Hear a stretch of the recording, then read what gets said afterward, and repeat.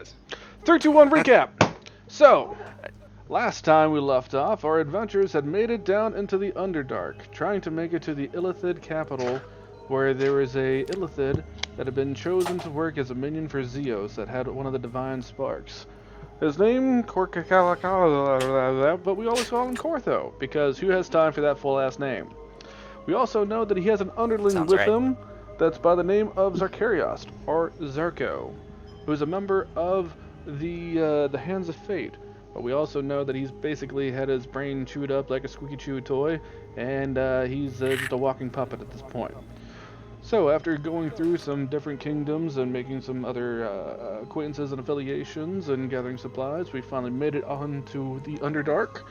While there, we ended up running into a Dwergar by the name of Drolachek Ebenforge, with his big spider cow named Bessie. After some interactions with him, we've decided to be able to use him as basically a tour guide to help us get to the city that we need to get to. Along the way, we have had to deal with some cosmic dragons that we didn't exactly see eye to eye, and we murderized all of them. And then eventually we came across some a community, a group of drow, who were a bunch of racists that didn't even like a half drow because, you know, fuck those guys. And then they decided they were probably going to want to duke it out with us, and then they basically got yeeted out by a giant tentacle. So, coincidentally, at that time, Zeos, who has a hand in all this and is currently destroying the eastern coast of the ocean, and is wanting to prevent us from getting Western. Western. No, it's eastern. Eastern is what you said. Because because Geardale and all that's off on the western. So, off on the eastern coast. Anyway, continue. DM. But we know that he's destroying the ocean and making his way more towards the mainland. So he's also wanting to prevent us from getting the divine spark that we can assume. So, one of his tentacles, somehow, someway, managed to reach into the Underdark, destroyed all the drow, and then a battle between us and the tentacle ensued. We were victorious, we destroyed it, and at the end of the fight, Shiziki actually came up and cast True Polymorph to turn it into a bowstring, and that's pretty much where we're at. So, Alright, so the scene of what was left after this fight. After Shiziki casts the spell and turns this large tentacle into a bowstring, you see little remnants of this tentacle that were severed during the fight. Little chunks of godly flesh starting to kind of turn red, almost flame-like, as it slowly sort of dissolves into dust. And all you are met with is at the end of this long, watery, stone natural bridge is a big pile of drow ketchup, and you see that the way forward has now been completely caved in. Drolachek speaks up and says, "Well, this indeed does present some problems for us, as currently the only direction that I know of to proceed from here is through this pass. I don't know if any of you can think of a way to clear the way, but I am out of ideas." Question. Yeah, what's up? So you said the tentacle turned red and then went to dust, right? It started almost took on a flame-like, reddish orange coloration as it started slowly turning to dust. The little chunks that were left, the biggest portion of it, that comprised probably 90% of that tentacle, just got turned into a bowstring. So nothing's happening to that. Right. Well, no, I just want to go see if I can scoop up the dust into a vial. Sure, go for it. All right. So Survival check. we'll say right? this. Yeah, make a survival check. I get advantage. Yes, you do, because you're in the Underdark. Wahahaha. I enjoy this. Hopefully my rolls ain't as bad as last time. Dude, last time was rough, man. Like I said, I'm sorry, dude. That was piss poor. That is some of the worst rolls in a session I've seen. All right. So yeah, With a 20. so we'll say this. I'm gonna give you double what I was gonna give you. I was gonna say you were able to collect 2 vials. I'll say you get 4 vials, and just call it divine ash. Divine ash. All right. Divine ass? Yeah, that's what I call Kelly's Yep, food. divine ass. That's right. Is that true, Kelly? Is that what he calls it? You know, this margarita is doing wonders for dealing with the stress load that I'm feeling right now. This is great. Cool.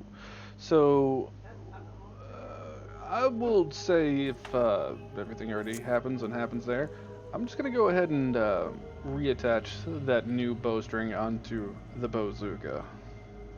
Okay. Are you doing anything with your blazing bowstring?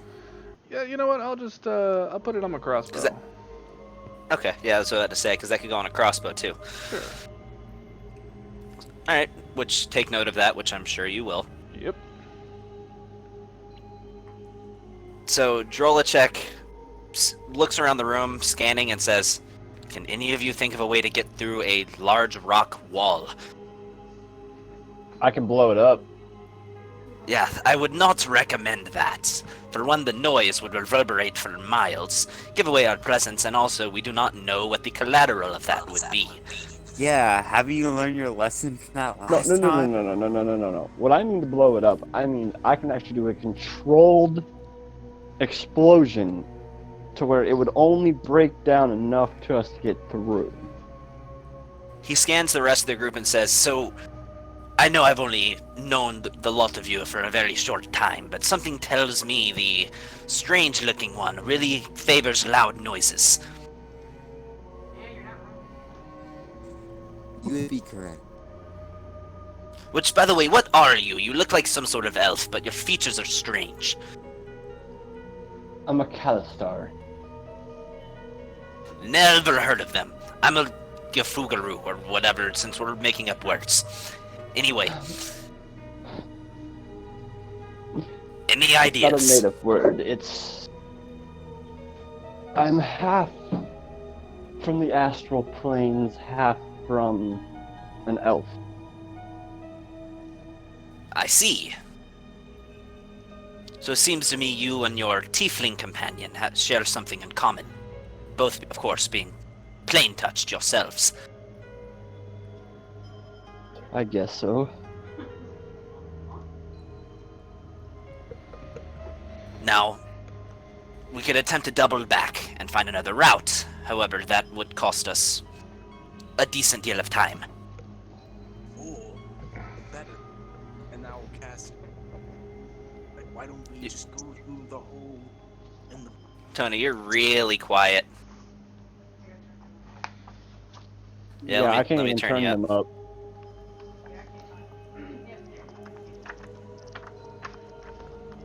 Turn I up. mean, I can't even hear Nick. Like, I can hear most of you guys. Just, Hey,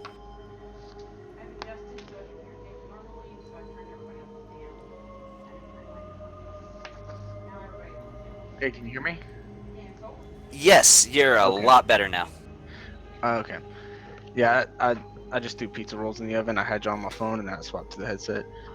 Dude, nice. Yeah, no, when he talks about doubling back, Velastros is just going to say, I have a better idea. Why don't we just go through the hole in the wall? And there is now a 8-foot wide, 8-foot tall, 20-foot deep hole in the wall. Pass wall? Yeah. Nice. So, as you finish the incantation and cast this spell, as the flash of the spell occurs, you do see what looks to be kind of a dark void in a perfectly symmetrical rectangular shape that is going through the wall. As we're walking by, I don't want to take the time to actually delve into it, but the drow that were around, like, is there any way to discern what they were? Were they a scouting party, traders, They- guards? When I say they are ketchup, that is no exaggeration. You can feel free to peruse what they might have been wearing or anything they just- might have been As carrying. we're walking by, I don't want but- to take the time to do it, but like, did they have a wagon?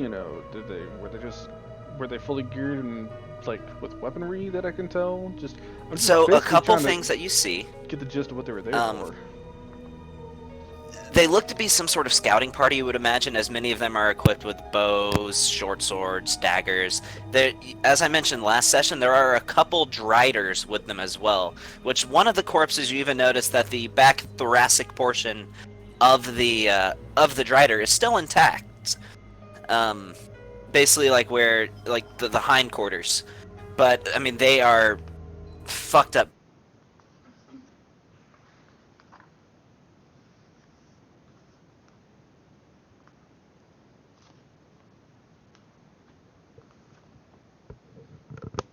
Or peruse whatever remains might be left, feel free.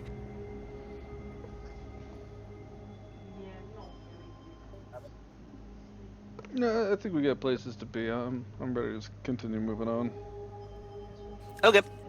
So while we're going through, Aaron's going to pull his bow out and start fucking with one of the gears that's on his bow, trying to remove it, at least half of the gear, to see if he can put his gear from his gun onto his bow. Nice. Okay. Yeah, give me a tinkering check. Would you have a skill or something that would give you advantage or anything on this?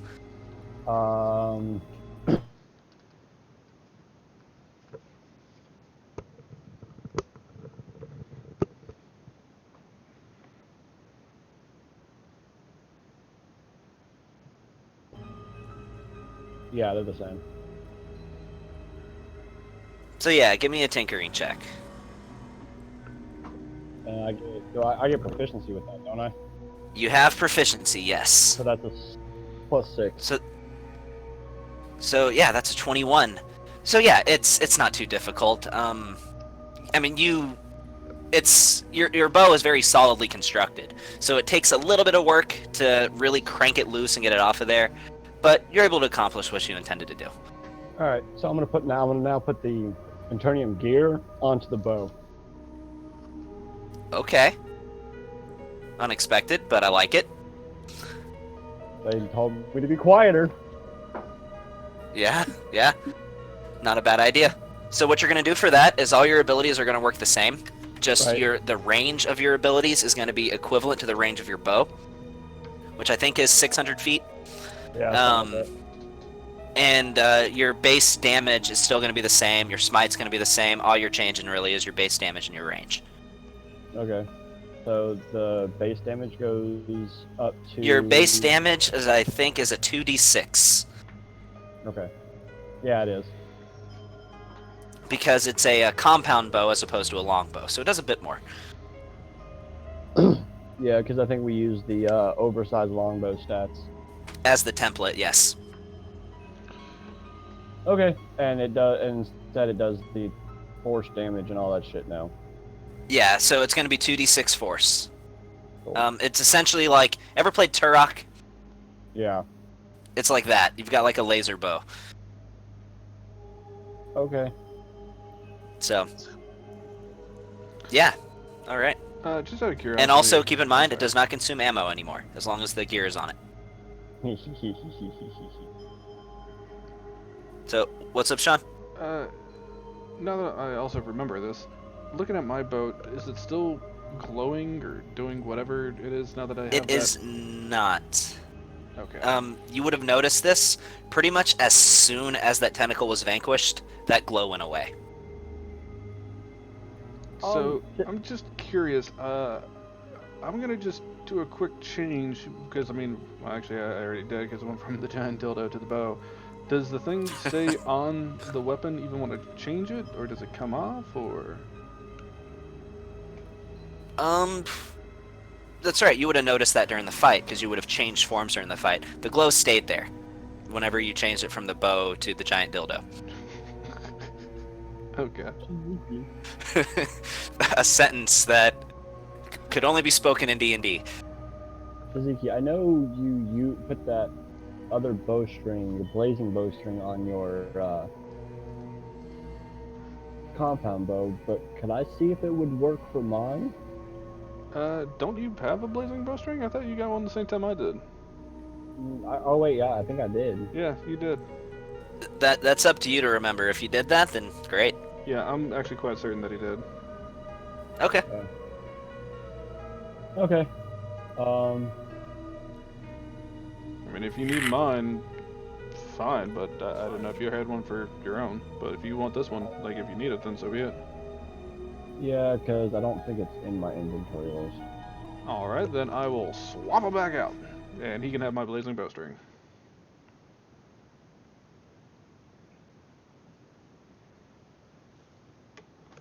And my audio keeps cutting out. You're that certain about it? Then, dude, Okay. Yeah, because I don't think I put it in my inventory list. because looking, I mean, I could take the time to look back at the shop, but I'm not going to. But I'm pretty sure I put 2 of those up for sale, and I think Yeah. both of them were purchased. Yeah. So that adds what damage to it? Is that just make it fire damage? Well, or does it that doesn't damage? add anything to it. Once per short or long rest, you can just no action required, no cost required. Do an additional 2d6 fire damage on a successful hit. Oh, okay, cool. So you just basically activate it for 1 attack, and then once you do, you can't use it again until you take a long rest or whatever. Or a Right. short rest. Okay, cool. So, Yeah, Gavin. But yes. I've been trying to throw some nifty shit in your way, so that way I use all of my weapons. I like it. You haven't really gotten a whole lot of use out of the bow, so. But alright, so Drolacek, he presses on forward. At this point, you know, you see him, he gets on Bessie's back, so he's not riding a spider. He makes his way through this hole that Velastrios just created. As he passes through, you hear him mutter under his breath. Nifty trick there. As he continues his way forward, you proceed for a couple more minutes after you pass through, and he turns back to the rest of you and says, "So by day's end, we will be approaching an area that is referred to as the apex of the abyss. The reason it is referred to as this is as you continue to approach the Alarathian core, you will begin being subjected to magma, heat, the air will grow thinner, and it's just a name for it." Magma heat sounds like my kind of place. Yes, I can see, Fiery One, that you are very much acquainted with flame. Now, if you'll continue to follow me... Question for the DM. What's up? Would Solomon be affected by this heat? Not really, and... if you were to stay there for a really long period of time, I might make you make, like, you know, some checks to see if you're exhausted by the flame, unless you're resistant to fire. But... let's just say this. He looks back to the rest of you and says, if we keep a steady pace, we should not be subjected to this pressure, this heat, this thin air for too terribly long. But I just wish to inform you that coming up here rather soon, you may wish to watch your step. You hear that, Solomon? Watch your step, because I'm riding you. Well, of course, sir. I believe you have trained me well enough that I would know not to stick my paw in lava.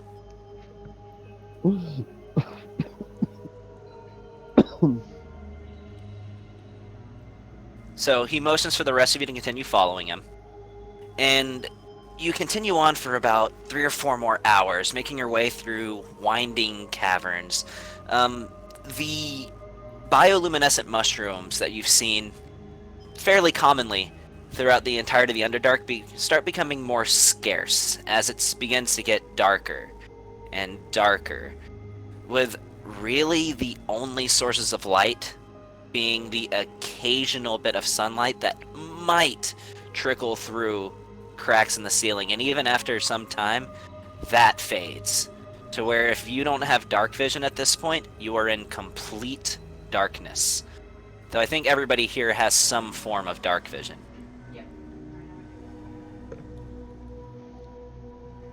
Yep. So, because I know Fire Ganassi get it. Aaron, you have it from your Ranger class. Shiziki, you developed it. Dwarves have it too, so everybody should be good, but even still, the amount of vision that you have in front of you begins to draw more scarce. So you're... Can I cast... I will tap my staff gently on the ground and just whisper, Shirok. And then the orb on the top of the staff will just illuminate in a bright white light. As it Okay. starts to get darker. And seeing him do As that, I'm you going do to this, throw up the globe okay. and cast daylight. So that illuminates it a little further, even further than your dark vision is capable of seeing. So you now have pretty decent vision in all directions.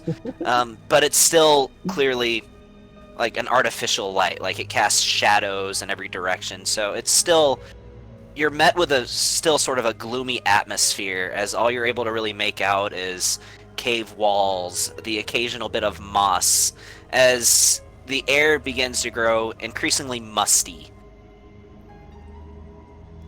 I want to go ahead and just go back to my usual routine now as we're continuing on, and I'm just going to cast Arcane Eye and have that floating out in front of us.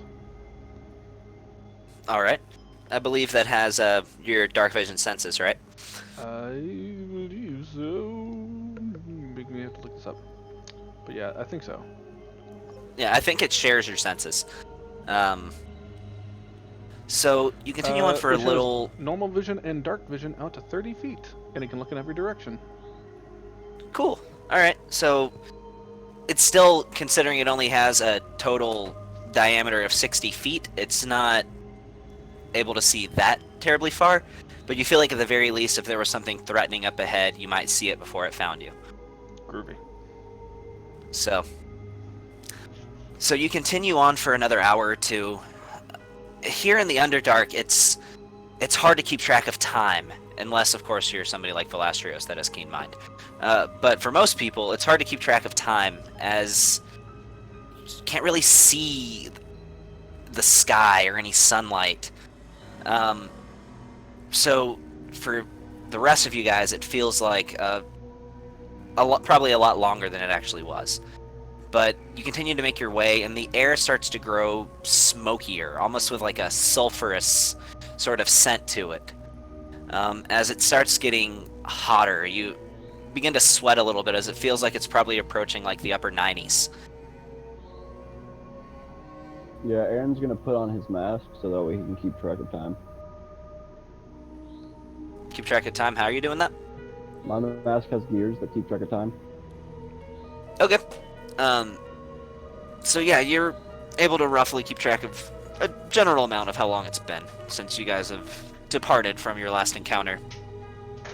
You continue to make your way forward a little bit more, and as you do so, you start hearing the occasional clash of metal, the occasional swishing noise of a bowstring,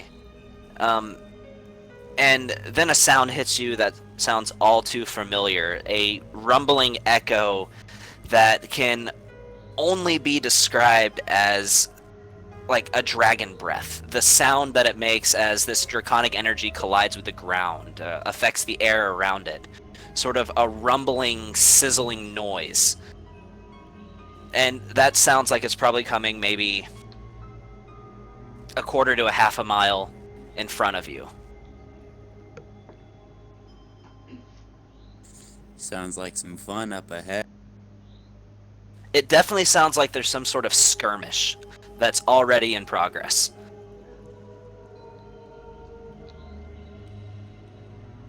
What was the plan, fellas? Hey, Drolachek. I mean, can we go around this, or do we need to go through it? What's up? The only way forward that I know is through. So that means we have to go to the battle. Let's go.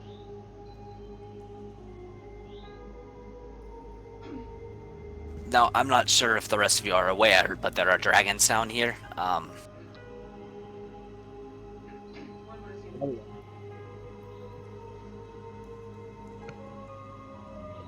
But I'll tell you what. The rest of you, just keep heading straight. You lead the way. I'll be right here. Aaron's gonna take point. Yeah, I'm just gonna send Alright. my Arcane Eye way down the line. Just Of go course to- he takes point. I take point with Aaron. I do not take point, but I'll let my Arcane Eye just keep on trudging on out towards where the sound was, as we're kind of moving in that direction. Because his ranger Okay. ability. So your arcane eye is heading forward? Yep, and it's got the same movement speed as most other people, so like it's just like move and dash or whatever. So it's just I'm just gonna have it book it on out to where we hear the noises. So after a short time, your arcane eye enters what looks to be a decent-sized cavern. Not too terribly huge, but you notice there's a couple of like stone, natural rocky formations in the middle. Hey guys, And this what is you a see- decent-sized cavern with some stone rocky formations.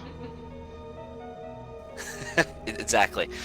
So what you see currently is, yeah, there is a skirmish in place. You notice that one of those drow scouting parties is currently locked in combat with a cosmic dragon. Now, this cosmic dragon looks to be likely not as powerful as the ones you fought before, as it's much smaller. It looks more like an adult dragon rather than an ancient one, as it is struggling against what looks to be a party of probably about 6 or so drow that are locked in combat with it. You're not exactly sure why, but you do notice a couple of those bright, shiny stone formations in the middle of the room, as this room is much more luminous than it has been up until this point. I will relay this information to the rest of the group. So Drolacek speaks up and says, so it sounds to me like there's not really much of a problem. We just let them kill each other, and we continue ahead. Well, I don't know about all that now. We might have to get in the middle of that. Sounds like a lot of fun. I'm just saying there's a bunch of racists up there, okay? Apparently they have a problem with my people, which means I have a problem with their people. This is just how it works. And if we can Why? actually keep one of them, we can- Literally, both forces would likely be hostile to us. Why do we not let them simply thin each other's ranks? See, I don't know about these. See, I don't know about these other people. That's not quite how I work. Literally, they will solve our problems for us.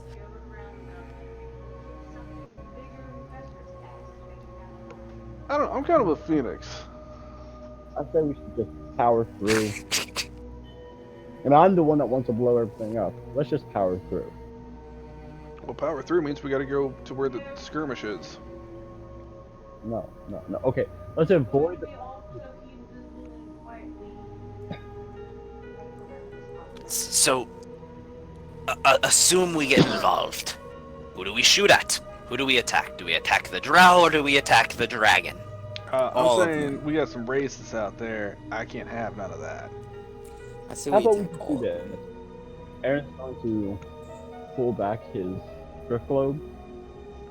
The darker it is, the more invisible I am. We'll just go through this. They're drow. They still can't see me. I promise. Okay, I'm gonna let the rest of you decide what you're going to do. My only concern is that if you die, I might not get payment. Oh, who said we were gonna die? Plus, you got your payment at the beginning. You only I need a got little bit half it. of my payment at the beginning. How many drow did I say I saw?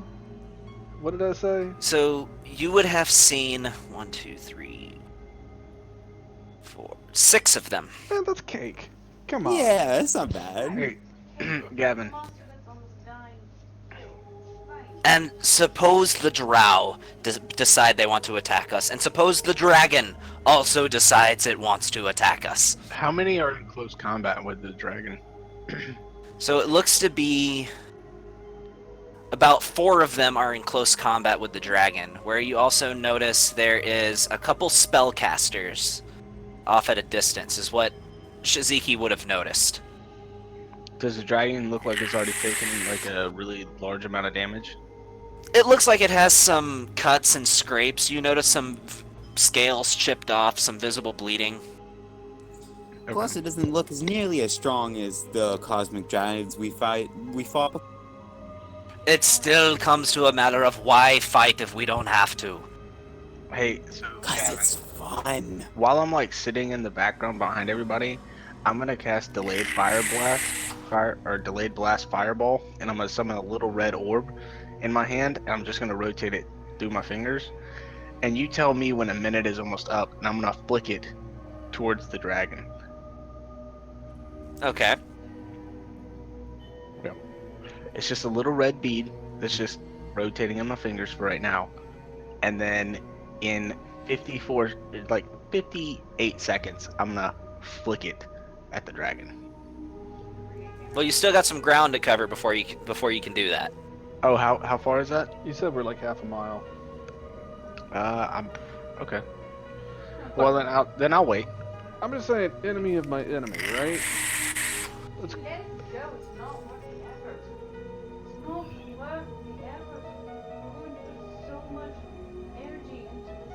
What effort? That's fun. I'm Ophelia. This arcane terminology.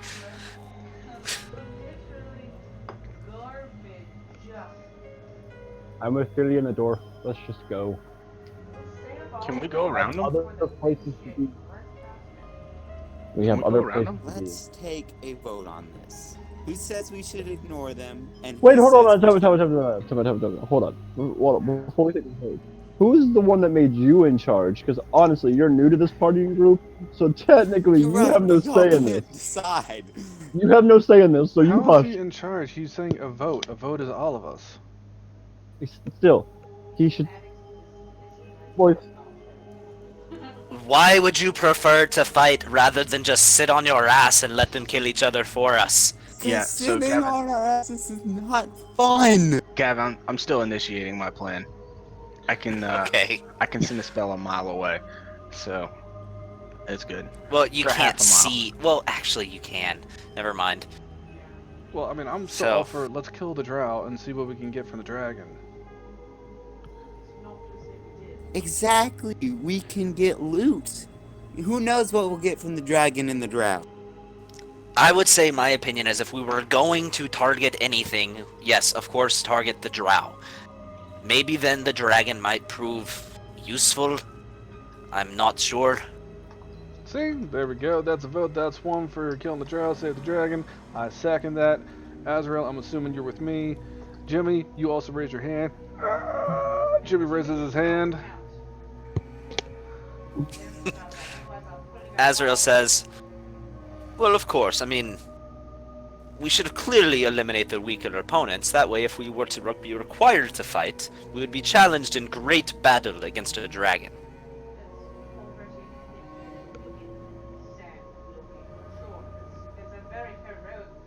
Which is why I assume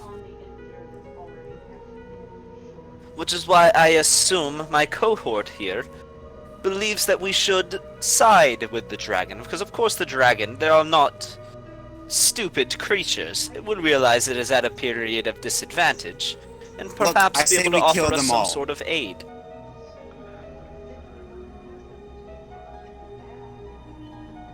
I say we kill them all.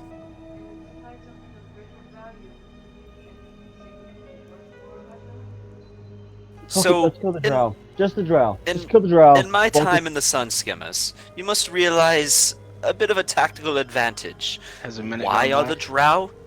Not yet. Why are the drow attacking the dragon? Yeah, I'm making my way. I'm gonna go just start heading, and I'm gonna cast Glibness, and I'm just going. I follow. Okay.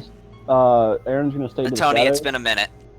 So Velasquez is just gonna oh oops, and then as you'll hear, and a red streak just fly down to the dragon and just a huge explosion, and that's 22d6 fire damage.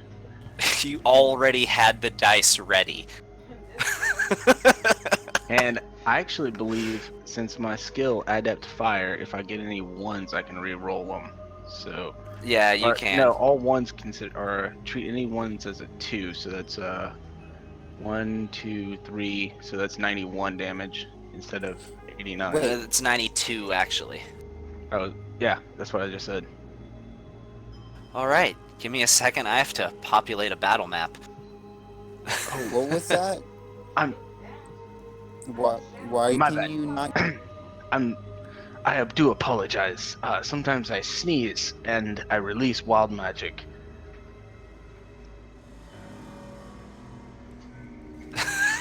If you generate a battle map, we are nowhere near them. We're what, 2,200 something feet away? You, That's gonna take a long by this time. point, you were walking and talking. You were pretty close. See, you guys are all sitting there like, Yeah, we oh, can we walk- can't handle this. We can blah, walk blah, half blah. a mile in a minute? That's pretty fucking dope. Okay, Yep. longer than a minute. You know, I'm not gonna sit there and be like, oh well, let's see. If I divide 2,000 something by 30, then they would have gotten this far. No, I'm not doing that. The longer time span it takes us to get from here to there, they're gonna catch another delayed fire blast.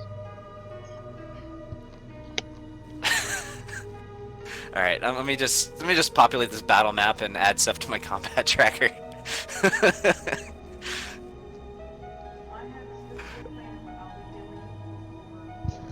Oh, I also burn through all fire resistances, so I know you do. I just This isn't a red dragon. I just like to keep reminding you. Just saying. I know. Oh,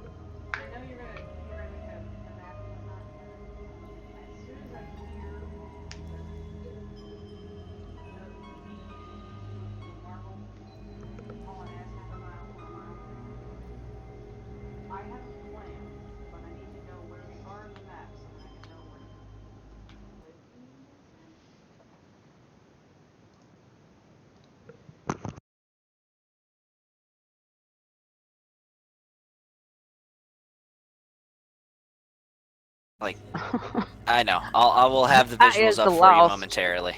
Okay, alright. I mean, do we need the map at this point? Can we theater to the mind it? Because it seems like everything's just going to be blown to smithereens by the time we get there anyhow. Well, that's. How much damage was that, Tony? that was 92? 92. How much hit points do these things have left? I mean, I can. Okay, match so it this way. technically, one of them not quite dead. One of them not quite dead. Very close, but not quite. Yeah, we're just gonna theater of the mind this. Fuck that. And what about the Um, dragon? It's still alive. Okay. Okay. So suddenly, in a bright flash, as you hear a ka-choo from Philastrios, a giant, as large as any blast you've seen before, erupts from in front of you as you hear screaming and just ah! Just you walk into the room just in time to see a bunch of drow corpses, steam and ash rising from their clothing as they are motionless, with one severely burned, 3rd and 4th degree burns, who's just nestled, like climbing towards a wall, leaving a bloody smear behind him, who props himself up against a wall and just just starts coughing up blood. See, And that is the scene before you, as you y'all wanna see make a such somewhat. big deal about this whole battle thing, and before you even got here, they pretty much all dead. But the dragon ain't gonna do nothing. The dragon looks weakened and looks up at the rest of you. And you've heard this sort of voice before, like a low, deep female voice from a dragon before, just stay back. I swear if you try to pass, if you attack me, I will kill you all. Right. Why can we not pass? If you leave me be, you may pass. Well, that. Okay, deal. Fun. But Another thing that you notice around you is you notice this was sort of a dragon nest, but the thing that you also notice is that there's a series of dragon eggs that are completely pulverized and destroyed. You don't know if Philastrios did that or if that was already the case before. so. You just murdered a bunch of babies. One more thing, Gavin. Quickly, like, I will tell her deal, and then I will summon a black dagger. I'll just whip up my hand and summon a black dagger and fling it over at the drow laying on the ground. At all of them? No. The drow that's laying on the Oh, ground. the one who is still clutching to life. Yeah. All right, make a spell attack. Oh, I can't remember. I don't have it. It's plus your intelligence and proficiency, so I think for you that'd be plus 11. Okay, so I'm just gonna roll a 20 because I don't have it listed.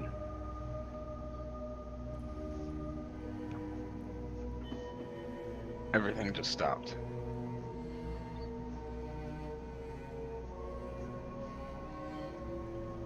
What was that, 6? So was that plus intelligence and then 5? Okay, so apparently if I go too long without touching my phone, it blacks out my screen, and that makes it where I can't hear you guys.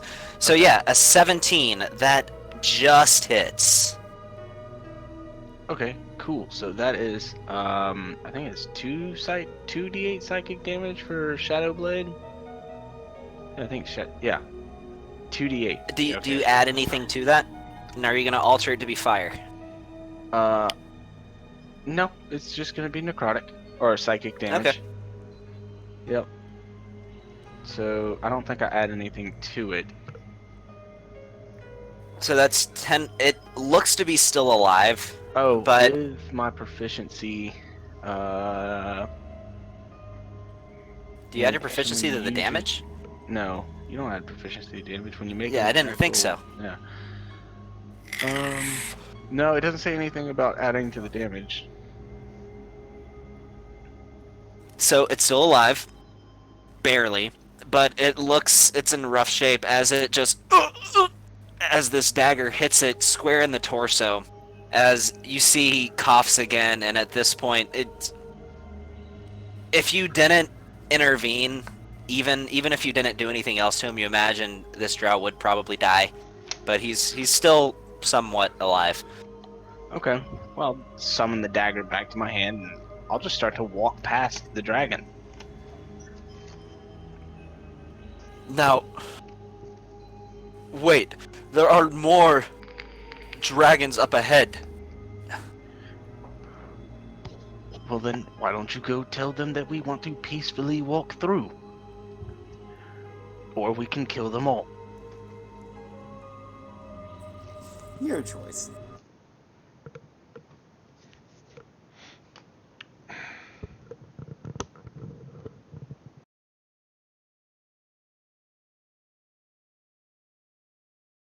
Discuss. Discuss with the others. Why should I let you pass? What benefit would it be to us? You don't die. They're We're killing Illithid. We're tracking down Illithid to kill them. The We should Illithid are do- no threat to us. Yeah, I'm Let me just gonna take a step forward and speak in Draconic for a moment. Look, what do you have to try and prevent us here? Nothing. For your own safety and for the safety of the rest of your kin, you may want to actually just work with us here.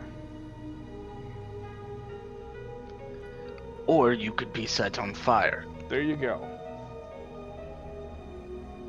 She looks you, Shiziki, up and down, and says, "You seem like a charismatic one. Wow, apparently Would I the just rest- didn't carry that around with me, alright.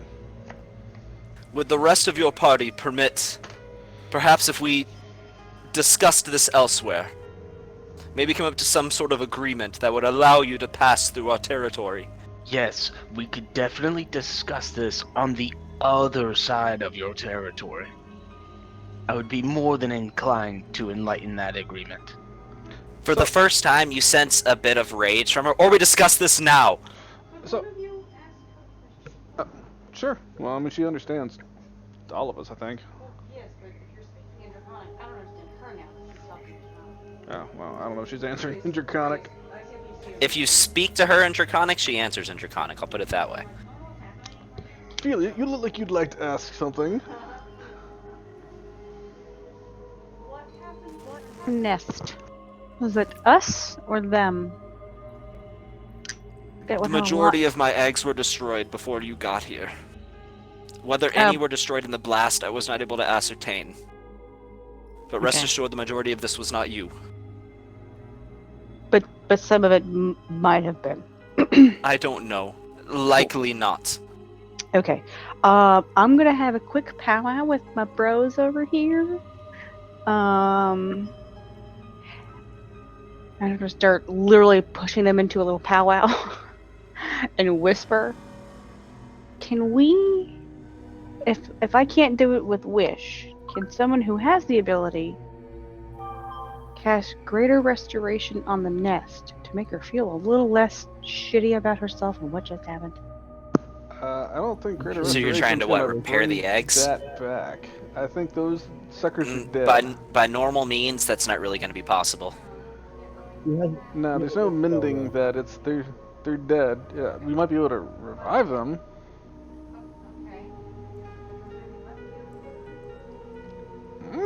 You don't really see anything left. Cool. So Other than basically, if charred I'm goo that is like caked and like charred onto the ground or outside, outside the exterior of the shells. Yeah, Velastro's turned them into sunny side up, so they ain't coming back. if I want them to return, I'm gonna have to specifically ask via Wish that the conditions applied. If you wanted to make a wish that Right. all the eggs be restored, you could, but that would carry the risk that comes right, with wish. the one there that might never happen. How's that not worth it? It's worth it. Alright. Just do it. I mean, Right. Well, there's a Why pretty couldn't solid we just chance kill she's gonna them like. all? I don't want to have to kill her just because she lost her babies and she's mad and frustrated. We're probably gonna have to because she's pretty pissed. She's pretty pissed. now, Philia, before you go off and do things, can I just do one more thing? And as long as it doesn't involve injuring her any further than it is. Injuries, no. I This will includes death. now. Okay. Shiziki, would you mind? Oh, me doing my thing? Oh, I can do my thing. I will reach into my pocket and I will pull out my pocket watch. That only goes to 4 minutes and 52 seconds, I think it is. So, And I will start to walk towards the dragon, but I will hit the button on the stopwatch and make my way. She asks the rest of you, if you would oblige, what sort of weaponry do you carry? What makes you believe you could stand against the Illithid? I wish to see it for my own eyes. I will reach out my hand and make the giant dildo materialize. so In one hand, I'm gonna pull out the bow. The other hand, I'm gonna pull out the rifle, and I'm gonna take the gear off the bow and put it onto the rifle, Okay. Well, and then So- switch it back over. get a moment. Velastros has Fire found a couple humor. shots. Velastros has found great humor in this stopwatch that Shiziki has invested in. But the moment she says that, his smile completely fades away, and then he goes, "Means of destroying the Illithid. Or do you question the power of the Archmage?" And then I will cast Dominate Monster on the dragon. I need you to make a Wisdom saving throw. I'm All getting. right. Velastros is getting very irritated at all these things popping up. That does not succeed. Well, she yeah, has what's bonuses, your so bonus? that's a 23. 23. Is the drow still crawling over there? Yeah, that beats it by 1. You're lucky. So, look, your hubris is going to get yourself killed. We're all very capable, extremely dangerous. We killed you, well, this man right here killed everyone in this room with the exception of you two, without even meaning to. It was basically a sneeze. So, before this continues and before you decide to antagonize any of us any further, for the sake of yourself and, well, your family that might be ahead, why don't you humble yourself just a bit before you get yourself and your family killed? Hold on, I need a music change real quick.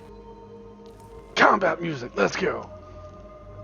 Hey, Sean, you reset all your spells, right? Because if I'm not mistaken, at the end of the last episode, I gave you catnap. Did you? Oh, you know what? Yeah, because I have all my spell slots back. I just Yeah, don't have I'm pretty my sure. bigger spells because I had to get them at a long rest. Ah, okay. So like So, my true polymorph she- and whatnot. So, well, let's see if I can get through this without losing my shit. Cue music.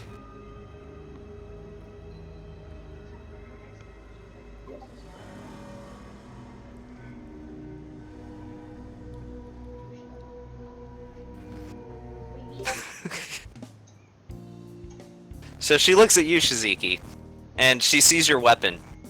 And, God. Alright, let's see if I can get through this. She looks at you and says, "That's a large weapon you have there. I suggest we discuss this elsewhere." I am now going to mute myself. Interesting. It's quite an offer that you're making. And I will grow my eyelashes quite a bit and bat my eyelashes. Oh my god!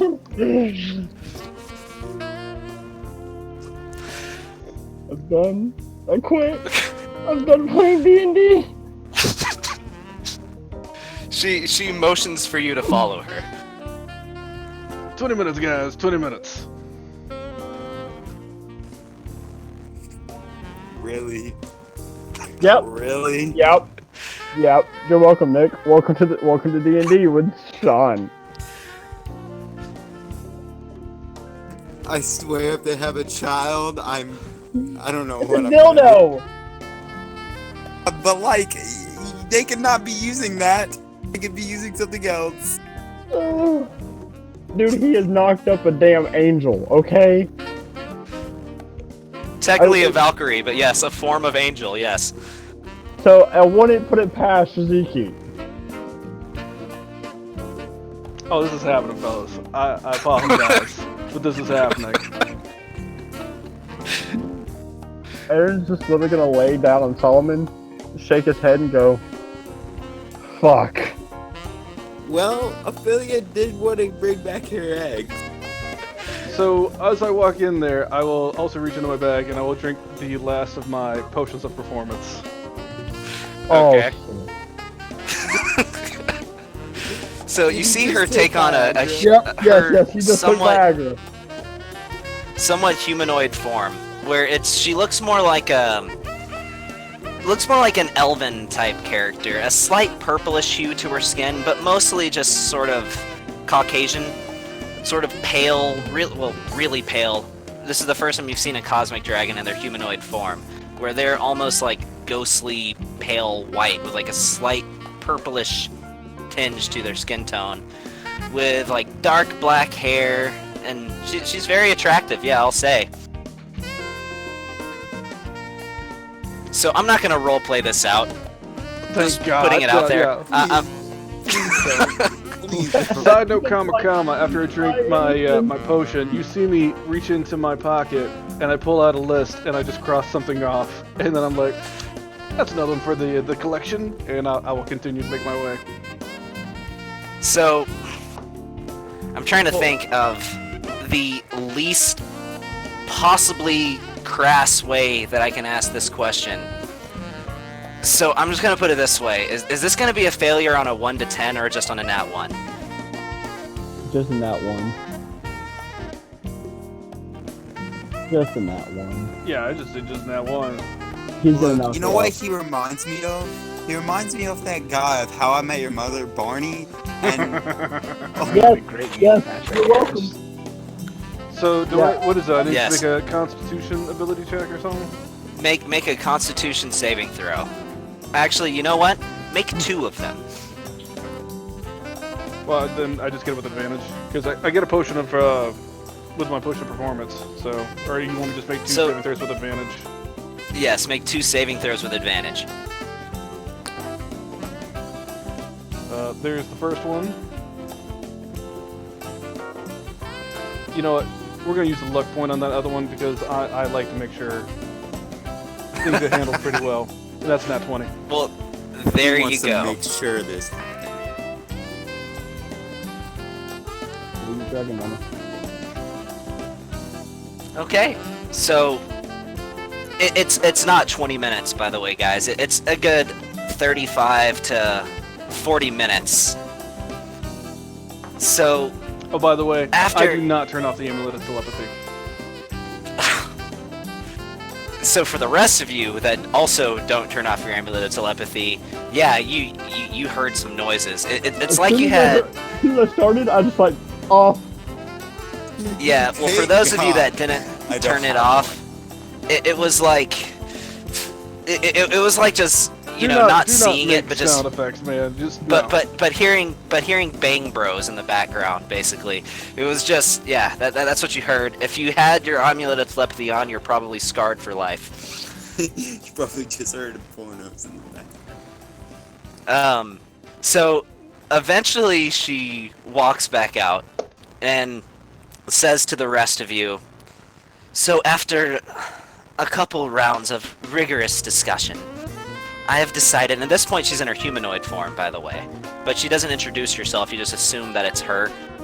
I've decided that I've already telepathically communicated to my brothers and sisters that the rest of you may pass. You are to be unharmed.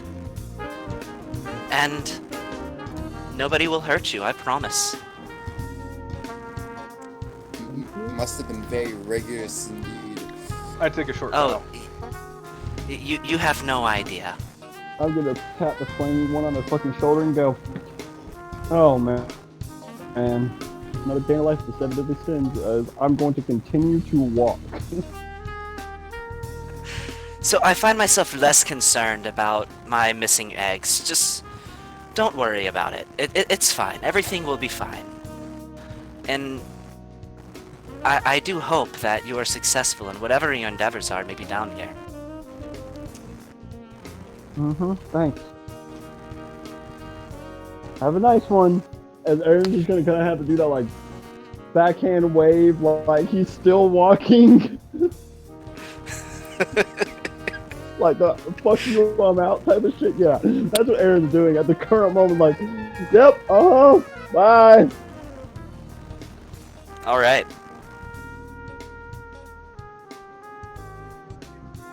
So let me get back to the old music.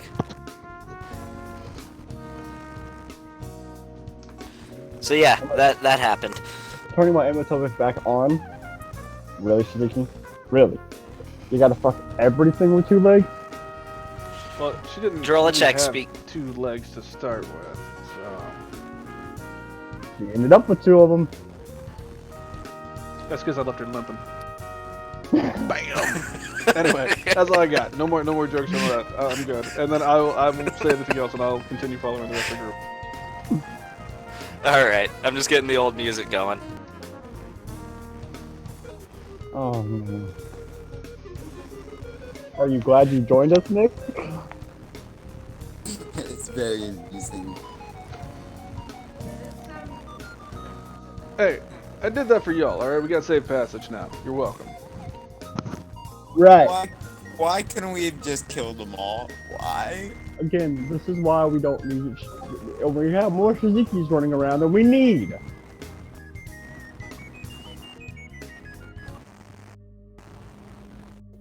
He got a fuck. He got an angel pregnant.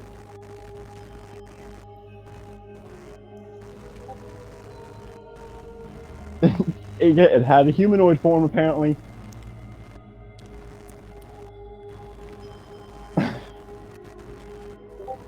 I mean, I will say that it is not.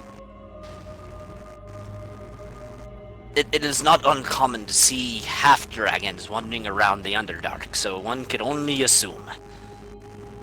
Yes, but it's Shiziki we're talking about. That's just a grave cause of just no, not okay. He reminds me of Genghis Khan. I have said literally the exact same thing.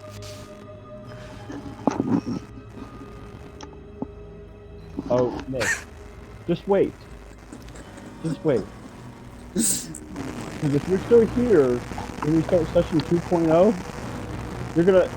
Aaron's granddaughter is gonna be in it. It's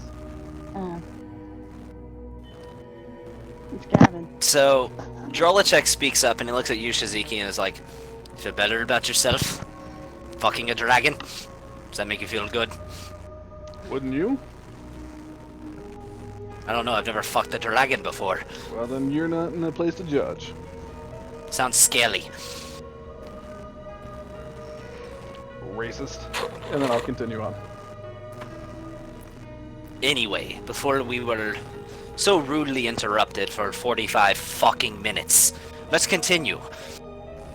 No pun intended. I'm like literally. Oh my lord. Jesus Christ. The pun was not intended. Oh, it's too late. You said it. They already know. They already know. I look over at Suzuki and I'm like, he probably doesn't have the balls to fuck a dragon. Yeah, Aaron, at this point, hearing this shit, he's just gonna lay across all of them and go, why? If we don't go now, I'm going to dimension door the fuck out of here. Screw you all. Yes, please, may we continue. Not all of us have time for fuck dragons. extracurriculars. Aaron is gonna kind of look over at lay on Saul, he's gonna look over and go, I blame Wilhelm for all of this. Just saying.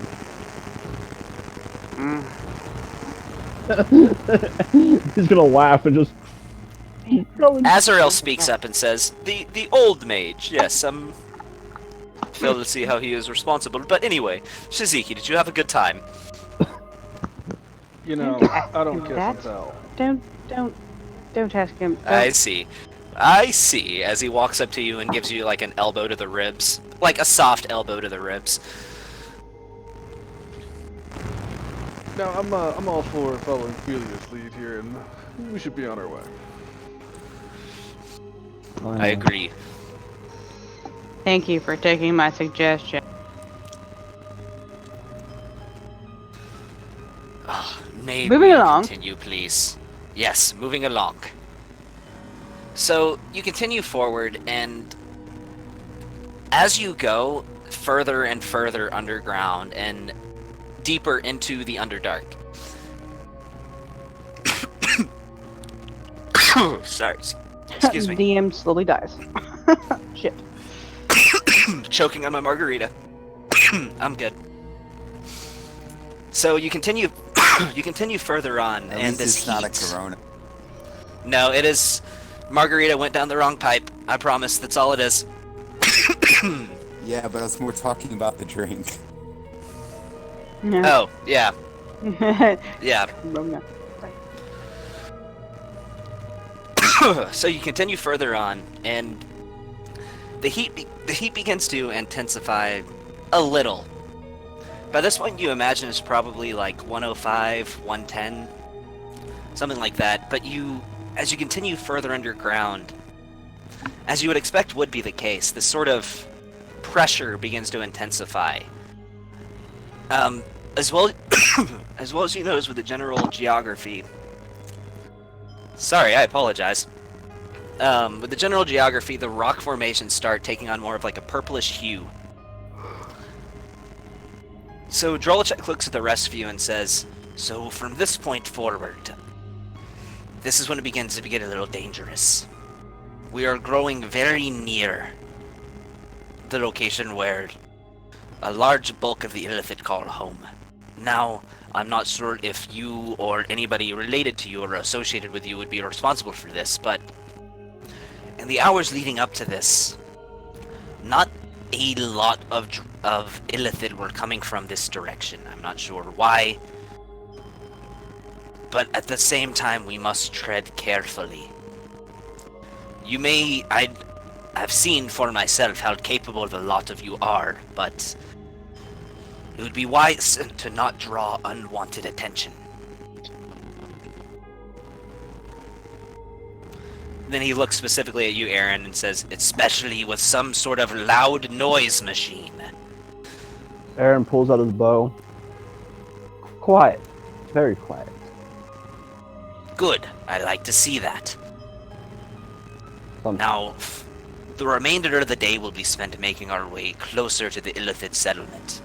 When we arrive, that is when I will bid you farewell. I will wait for you to come back, so I may lead you safely back to the surface. But probably in 12 hours or so, you are on your own. Now all you must do, it is a rather straight shot. When you reach the Illithid settlement, one of their outposts on the outside, it will likely be manned. It is the only way that I know of personally to make your way to this Ilutharid that you seek. You must continue straight, making every possible left that you can. It is rather simple in that regard, but not that simple in execution, as the Illithid, through their powers of telepathy, may attempt to confuse you or misdirect you. All you must do when you pass through the first Illithid settlement is continue to take a left whenever doing so is possible.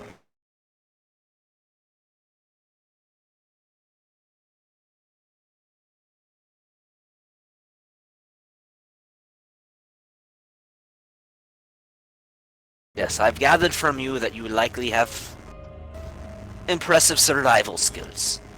If that is the case, I would advise the rest of you rely on his ability to track the direction in which you must proceed.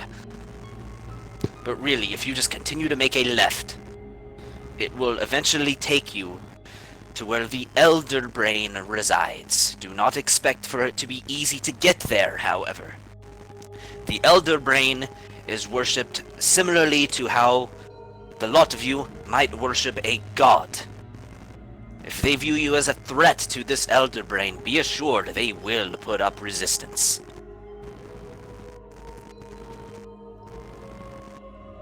Of course. Do you understand? Yes. Mm-hmm. So, 3 lefts to right, then a left. 2 rights, 2 lefts. Nah, I'm just messing with you. I got it. Hey, I I'm not do the only one sincerely that's hope getting so. all this feedback, right? No, it's I no. think it's coming from Gavin's phone. It's Gavin's fuzz. There's Am I echoing shit over ton you? of Static. No, No, Are you it's guys just echoing static. over mine? It's Okay, static. my bad. Yeah, I don't know why my computer has like 0 audio. I'm not sure because I haven't checked. Fine. Yeah, Hold on it's one second, guys. My mom's calling me. Let's take this as an opportunity to take 5. 10-4. Sweet. Sweet. I was so prepared to kill that dragon. Yep. I might just come back and do that later.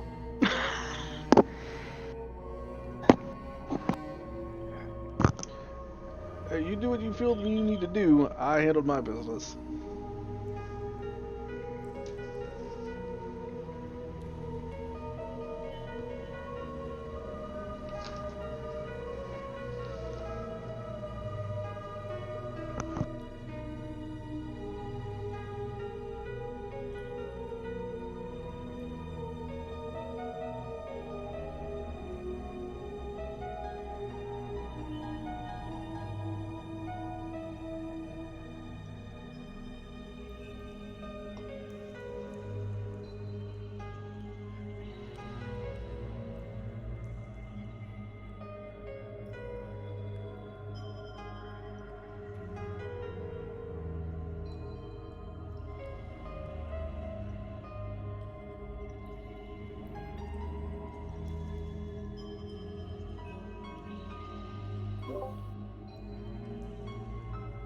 Yeah, well.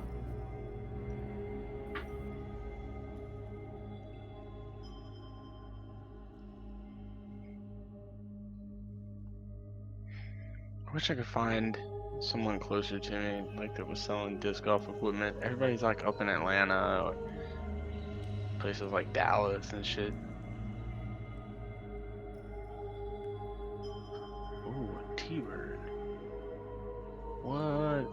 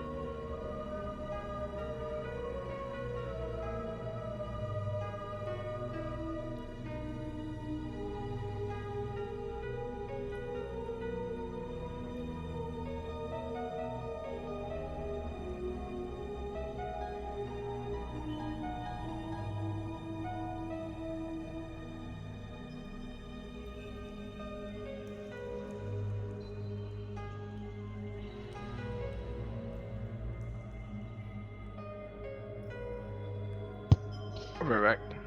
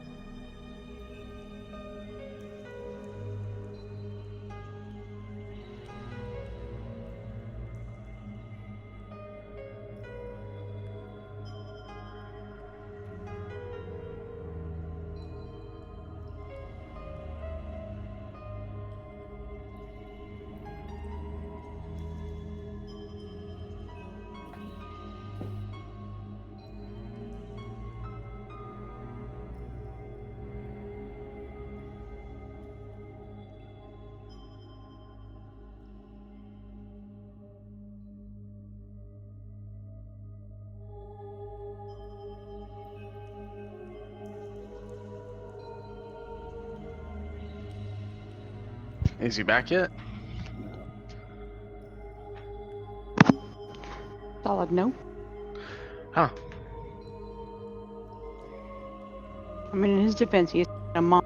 He's anything like my mom. My mom only calls me when she has some kind of emergency, so No. and she hates being on the phone. She'd rather send me a text message. And she knows I hate texting. My mom at least wants to touch base with. I mean, granted, at this current moment, she's a babysitter, so it's imperative that she contact us at some point. But Yeah. usually, it's at least once a week. She vents about work or something retarded. But the crazy lady she saw on the bus that one day that had pink hair, whatever. Yeah. My mom loves to call me like when she does call me, she wants to talk about how my siblings suck or something like that.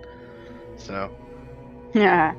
it's about as far as the phone conversation I get with her. Once or twice a year, depending on whose birthday they missed, I'll get that same phone call.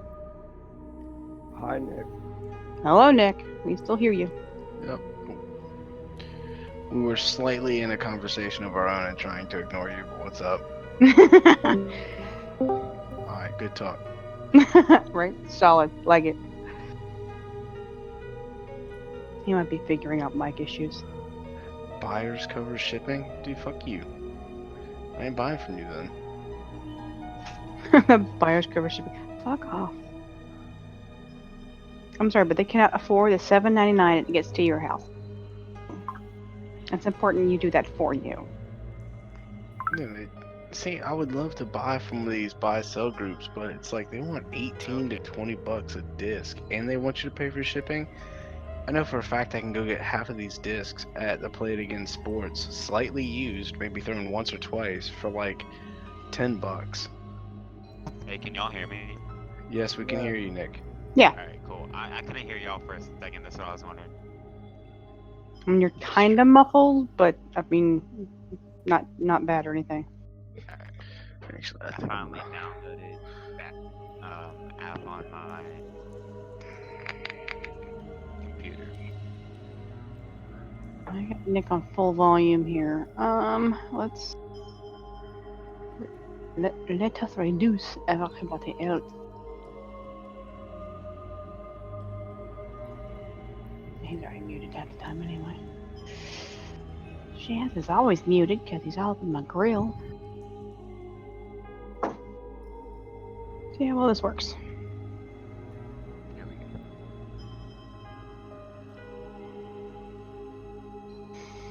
go.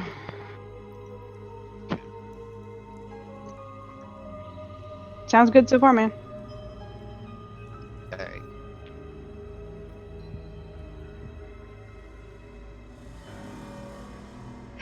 Oof, burp.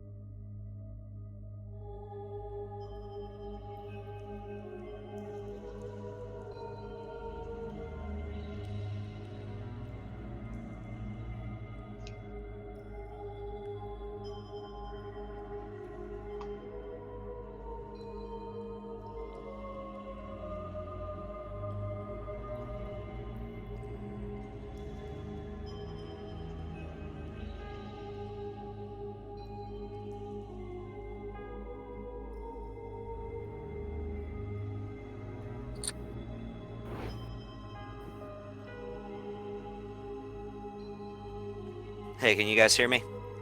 He's alive. Yeah, sorry. My mom's freaking out about my sister-in-law having a fever, so she just called me because she wanted me to make her feel better. Yep. I guess. I simply assumed that. I was like, my mom likes to vent. It's fine. Well, and also, I'm waiting for Sean. I'm waiting for Tiffany to call me back because I've been trying to get in touch with her or Mixon all evening to let them know that I wouldn't be there until 19:30 tomorrow because I have to get my mom a ride to her follow-up appointment after she broke her ankle. But Tiffany said she would call me back, so that is coming at some point. When did you call them? Call her rather. Like 3 hours ago. Apparently they were deconning a crew. They said they'd call me back and they just didn't. So I just called her right now and started telling her why I wouldn't be there until 19:30 tomorrow. But then she just said, hold on, I'll give you a call back. Ah, solid. I like it. So. Yeah, that sounds like Tiffany. But the main thing was you told her you couldn't make it until 19:30, right? Yeah, I did. Yeah, well, they can figure things out from there. So, I hate that I have to miss the first half, just don't have a choice. You gotta take care of family. Yeah, like, I mean, we get it. I get it. Yeah. So. It's not like you're calling out because you're getting shit-faced. No. Well, literally, the reason all I'm going to be doing is driving to Georgia Bone and Joint over in Noonan. Yeah. Not even getting to say hi to my family or anything. They're going to be there. I'm just there to literally roll my mom into her appointment. And that's You're the Tiffany Uber calling. driver. Yeah, hold on. Answer, man. Yeah. Hey, I'm sorry about that. I was dealing with the COVID call that we're running right now, so. Well, this is, well, I wouldn't say, but that's my mom broke her ankle a couple weeks. Ride. Just let it happen.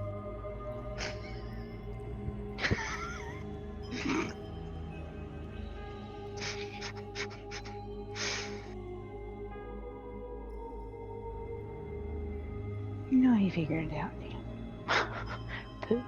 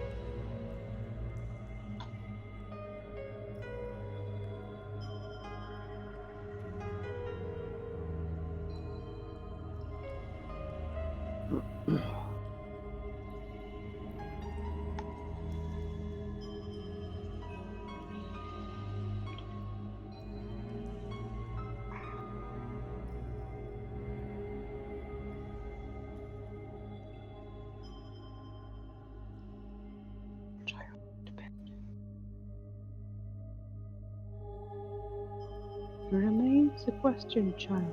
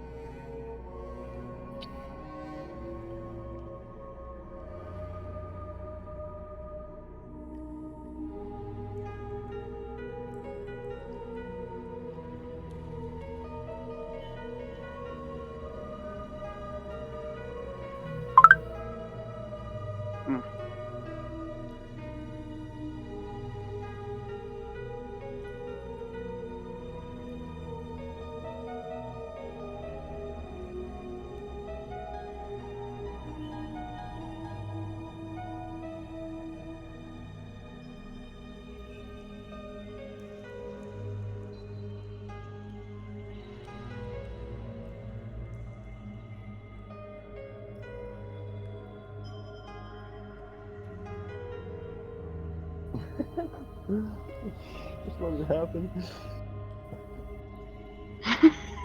Man, it's already 9 o'clock. I don't know how much longer I can stay up. Oh, he's back. He's muted, but he's back. Who? Hey, can you guys Gavin? hear me? There it is. Alright, I am all set. I'm sorry Oh. about that. I've been having a ton of stuff to deal with today that I've been trying to sort out. So, I'm sorry. Amazing stress. It's fantastic. I know. You're not even clocked in. Like, what the fuck, man? Yeah, you're telling me. They literally don't get paid for this. What the fuck? Yeah. In fact, I'm losing money from this. Oh, So, I'm good to go. Sean is otherwise sequestered, but as long as he's quite Yeah, I'm yeah. here. I'm just waiting for everybody to get Anyway, paid. knowledgeable. I'm sorry about that. Sorry Yeah, for you're the good. delay. Nah, it happens.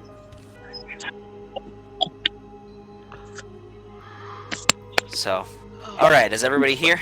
Yep. Team. Oof, burp. Yeah. Is Sean there? Yeah, I'm we're here. all here. Okay. He's in a different room, Cool. but he's here. So visually, he may not have you, but Okay. he can hear you. Brandon, Nick. Yep. I'm freaking here. Okay. Somebody's regretting it. That's fine. All right. No, I regret standing up. I slept wrong and like pinched something in my lower back, so I'm like Solid. dying. Wait, is that a fact? Yeah. Yo, Aren't we all? Anywho, where were we? Well, Shiziki just seduced a dragon. Right. We were going through. We're almost getting to the Illithid frickin' place where the Dugar has been telling us to take nothing but lefts, and Shiziki's smart ass is like, so take a left, right, left, right, left, right. Got it. Yes. There's your recap. Cool. You So, recap yeah, I the realized game. that was a lot longer than I thought it was going to be. Like, I had to talk to my mom, and then I had to call and let them know that Yeah, I I get it. wasn't going to be there, and anyway, I'm sorry. The rest of us get it. It's fine. It's just we're finding Alright. The only one that's mad about it is Tony, but that's because he's complaining about having to get up and go to work tomorrow. Yeah. Yeah. He's pretty violent about it, so be careful. Oh, okay. I wish I could stay home and just get paid unemployment. That'd be great. I wish I could do that. I would go off and play disc golf in my backyard all day, every day. Employment would be like a third of what you actually would have made. Like, unless they change the system, I've been on unemployment. I mean, granted, it's been like almost 15 years. Well, it's supposed to be different with this corona outbreak. Like, if you are laid off due to the corona, you're supposed to get anywhere, I think they said like 60 to 75% of your total salary, and plus Oh, family good. salary. Usually so- just like, meh, 30. You're lucky. yeah. Here's Plus, $500 a month. Have fun with that. Shit. Oh yeah, originally it's supposed to be like you're supposed to get up to half of what you originally got paid, and then now because of this corona shit, they changed it to like 75%. Oh, that's good. All right. Anyway, are we ready to get back started? Yes, we are. Yes, Yep. Everybody here? Yes. yes. Uh-huh. Cool. All right. So, after the powwow ensued, you continued your way through the Underdark, and like I was saying, the air started getting more of like a sulfurous smell as the general ambient temperature began to rise, until eventually he looks at you and says, "So beyond this point is an Illithid settlement, and this is where I bid you adieu. I will be waiting here for you. You may not see me, I will be hiding, but when you come back, I will reconvene with the rest of you, and where I will lead you out of the Underdark. Unless, of course, you were to have some other means of exiting." Maybe. Okay. We can teleport. Right. There's Right. that. I see. So, do I need to stay here and wait for you then? Yes, we need you to stay and wait for us. How long should he?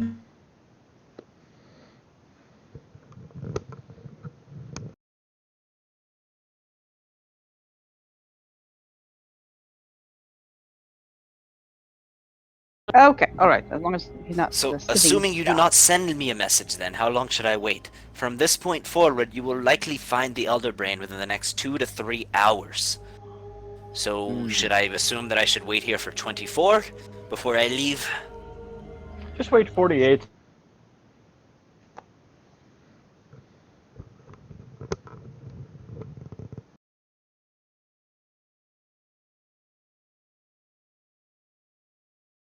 For 24 hours I will wait here for you. If you do not return, I will assume you have left by other means. How about 10 gold?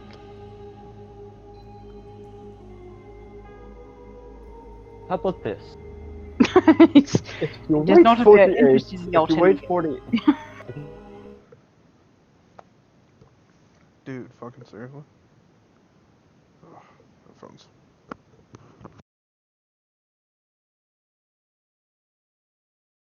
Out of the Underdark. I wish to leave. I've been unable to. oh, that's Would it be right. feasible for you to return here to me to get me out of here? We recall a plot line now. Thank you. Whoops.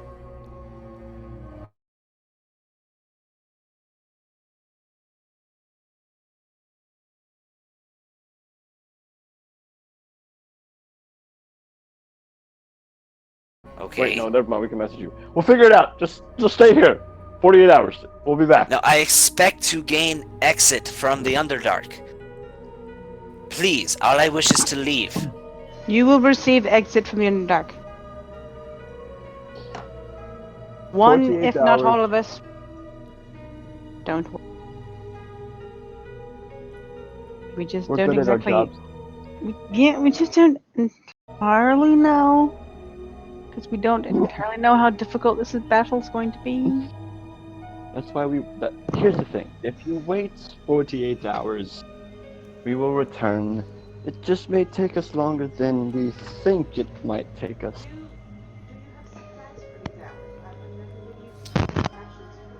I am capable of scavenging and hunting on my own if I must. So, I just want I to will throw be fine. this out here to everybody. Are we not going to get a rest before we go into the city where the Elder Brain is? Because I can stand to have rest. Well, honestly, by this point, you guys are feeling like it's probably been about 12 hours or so, at least, since the last time you slept. So, you feel like if you were to try to sleep, it wouldn't be too difficult to do so. I So we mean, take a long rest? Wait, Long rest? long Okay. rest. I can summon up my gateway into my private chambers. If y'all want to do a long rest real quick. I would love to do a long rest because my high level spells are all burned. We could put the Dugar in your chambers. When we leave, he could have access out because we may not come back for him. No. This would work for me. No. You're telling me I can't enter.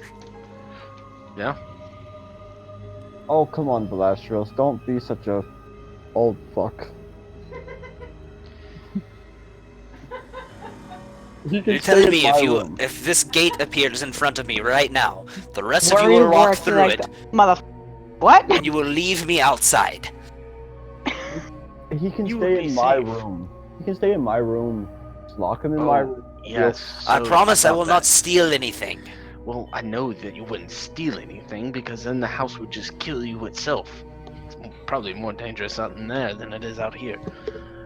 Okay, so one small thing. I had to condense all of your rooms. Ophelia, you still have your own room as you were the only female in the group. Yes, thank you. But all the other three are in one room, bunk beds. If you must make mine smaller than usual.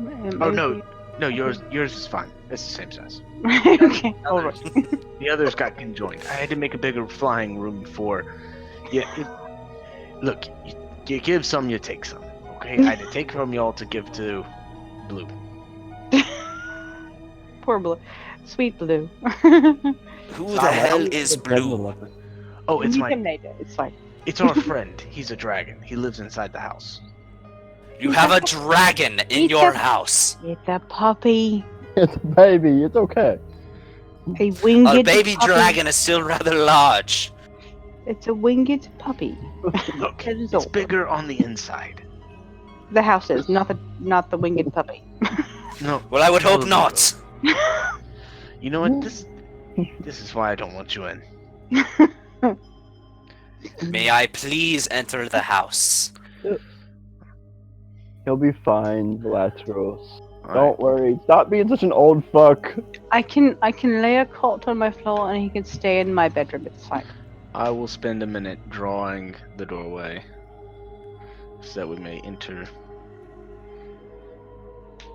All right. So you spend a minute. You draw the doorway. You draw it on a wall or on the floor. On the wall.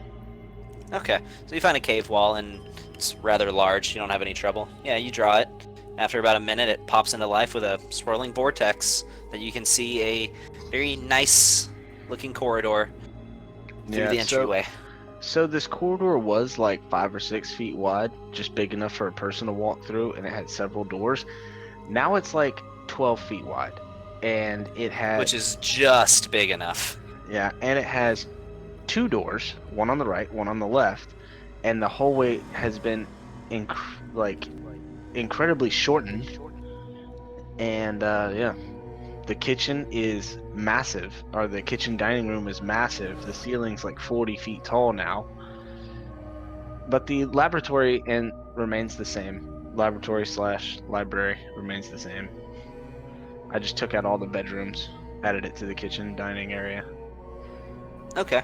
And then of course all of my room is the exact same. I'm not taking away from that. It's comfortable. Well, of course not. Okay. So, Velasquez, how do I obtain one of these? I want one of these. Oh, well, first you have to master the arcane. Just give me a spell. Oh yes, because you can just create spells at your whim. Azrael says, yes, the art of spellcraft has long diminished. People, typically, the spells that they cast are just remnants of spells that were cast in an age long gone. The fact that you were able to create this on your own is impressive and curious.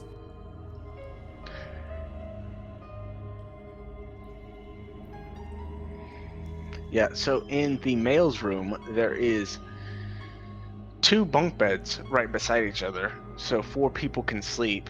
And there is an office table in there, like a little office table. No more fireplace. There's an office table that has Shijiki's giant ass fucking history book.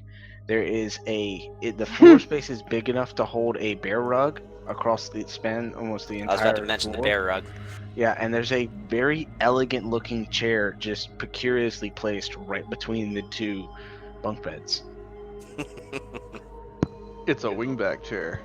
Yeah, a wingback chair.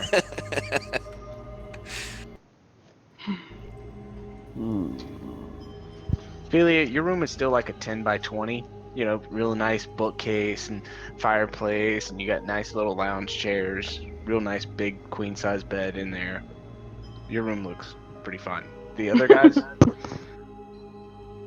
They're like some The other twin guys size are like bunk in beds. hostel. Yeah, I had 2 It's a downsides. hostel in Europe. I'm gonna walk. Got a license in it. I'm gonna walk to the library.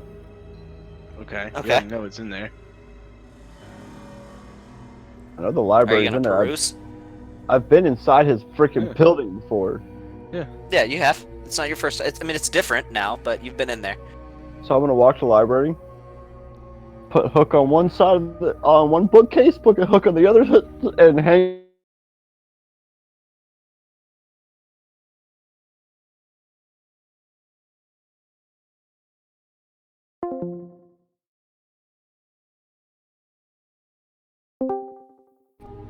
There you go, Shaz.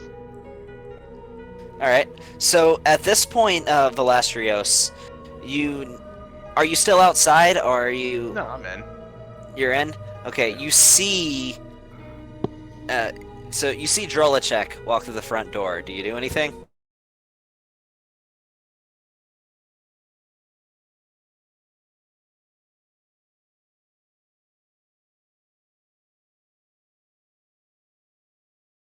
Will allow. I think he needs to make a wisdom saving throw or get permanently lost in the fog screen. And it's like only he can see it or something like that. Why is that? Is that something we came up with? That's the private mansion, and that's the wards and guards that I have spells that I have imbued into the house. Okay, gotcha. So it's the wards and guards spell specifically. Yeah, with the private Okay. mansion. Gotcha. All right. Yeah, guards and wards. Yeah, that's a 6. Yeah, the corridors fill with, or fog fills the warded corridors, marking them heavily obscured. In addition, each intersection and branching passage offering a choice of direction. There's a 50% chance that a creature other than you will believe it's going in the opposite direction. So. Yeah, I rolled a natural 2 on that one. Yeah, so he's just lost in fog. Okay. So you see Drolacek almost like blindly stumbling around near the entryway. He doesn't make it more than 10 feet in as he's just reaching his hands out in front of him. Where are the lot of you? Why can't I see you?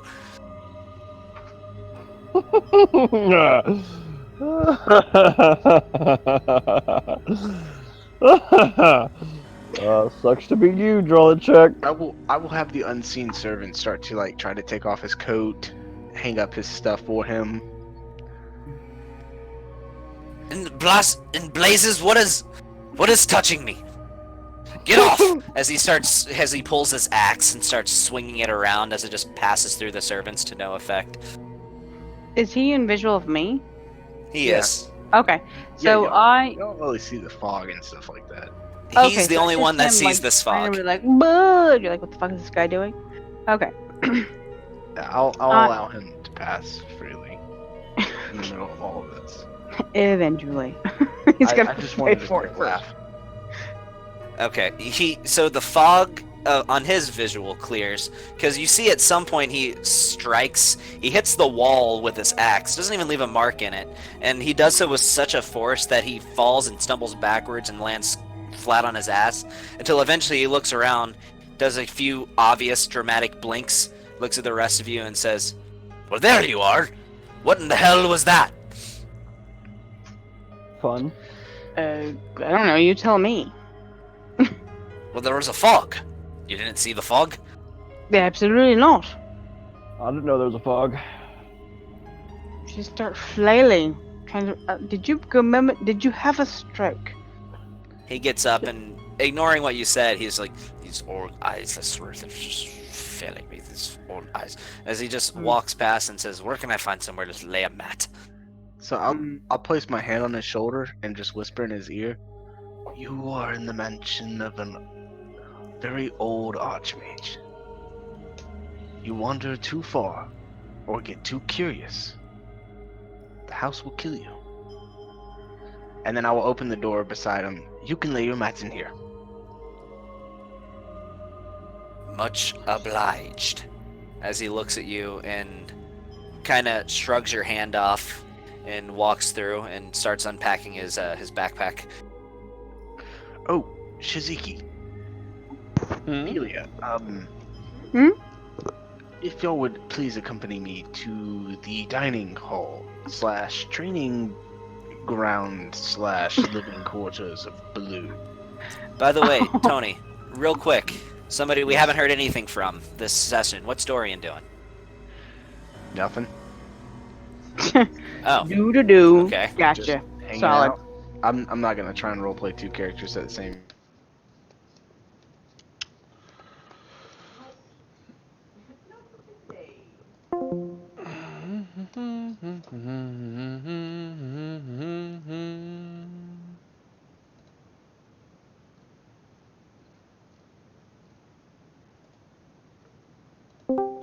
There we go. One in the laboratory. Okay. So, before I go to the dining room slash Blue's bedroom slash what have you battle meeting location, I'm gonna notice the tension a little bit. I'm gonna go with the Dwergar. Yeah, Dwergar.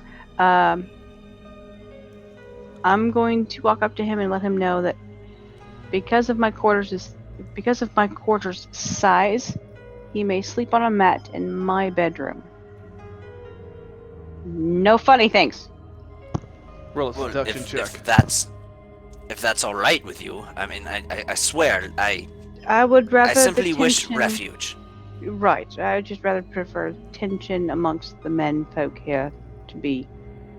I want everyone to get a good night's sleep instead of eyeballing you and making sure you're not. You know, Lighting the place I on must fire. say, The I've tiger will noticed eat you. I've noticed a tendency in your male compatriots. They tend to swing their Johnsons around, if you catch my meaning. Most of everything is a bit of a pissing contest. Yes, I'm clear. I'm quite used to that. Just understand, draw the trick. The tiger will eat you. As Aaron pats Solomon's head.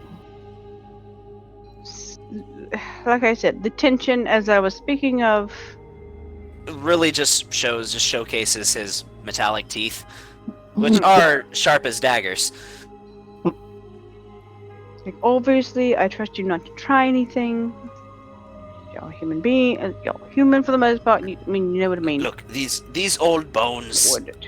simply wish to sleep. And is that's all. fine. I give you a peaceful quarters to sleep. I promise, though I will not try to take anything.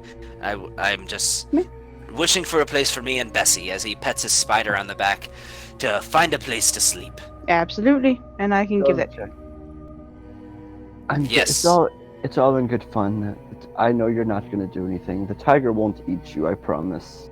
The rest of them might. So, again, I'd prefer them to be stress-free, sleep alone in their quarters, and you can sleep in mine. That's fine. And if you could put in a word with my dwarven compatriot here, he tends to distrust my kind, I can tell, which is common, and I understand, but Don't my worry about race- him. He's just an asshole to everybody. it is my culture that is evil, not the individual. Again, he's an asshole to everybody. He's not wrong, but It's not just you. still. Like, it's not just you, but still, it's you. He's an asshole to everybody. Don't worry about it. I've given you safe haven. Well, I'll speak to him in the later. In the meantime, we need to get rest. After our meeting, of course. Of course. Well, come, Solomon. I guess we should go see Blue. Well, yes, of course, sir. Just lead the way. Aaron walks Well, up. are you going to go see Blue? We're going to the meeting room / dining room / kitchen / That's only for Shaz and myself, if I recall. No, Aaron can come too. I don't care. Okay. I Alright. just wanted y'all to check out Blue. Get a. Alright. So, since the last time you saw him, Blue is already, not dramatically so, but still noticeably bigger. You gather that dragons grow at a pretty quick rate. So at this point, he wouldn't even be a dragonling anymore. He's just a young dragon. So yeah, he's easily as large or larger than all of you put together by this point. Well, hello there, Blue. Well, hi. So what's going on? I haven't really heard from you guys in a while. I've just been here. There's a lot of food, so you know I'm okay. But How's it going, guys? What are you guys doing outside of this place? I'm just staring at him like, well, damn. You went through a growth spurt, perhaps? I guess. I don't know. There's a lot of meat here. So yeah, I've been eating that. No, you're looking good. You want for some? your size. You want some cosmic dragon meat? I got some cosmic dragon meat. Well, Why don't we you know, have that's to eat his own kind? cannibalism. I can't do I was that. like, what? Why would we? Maybe not that. Maybe not that.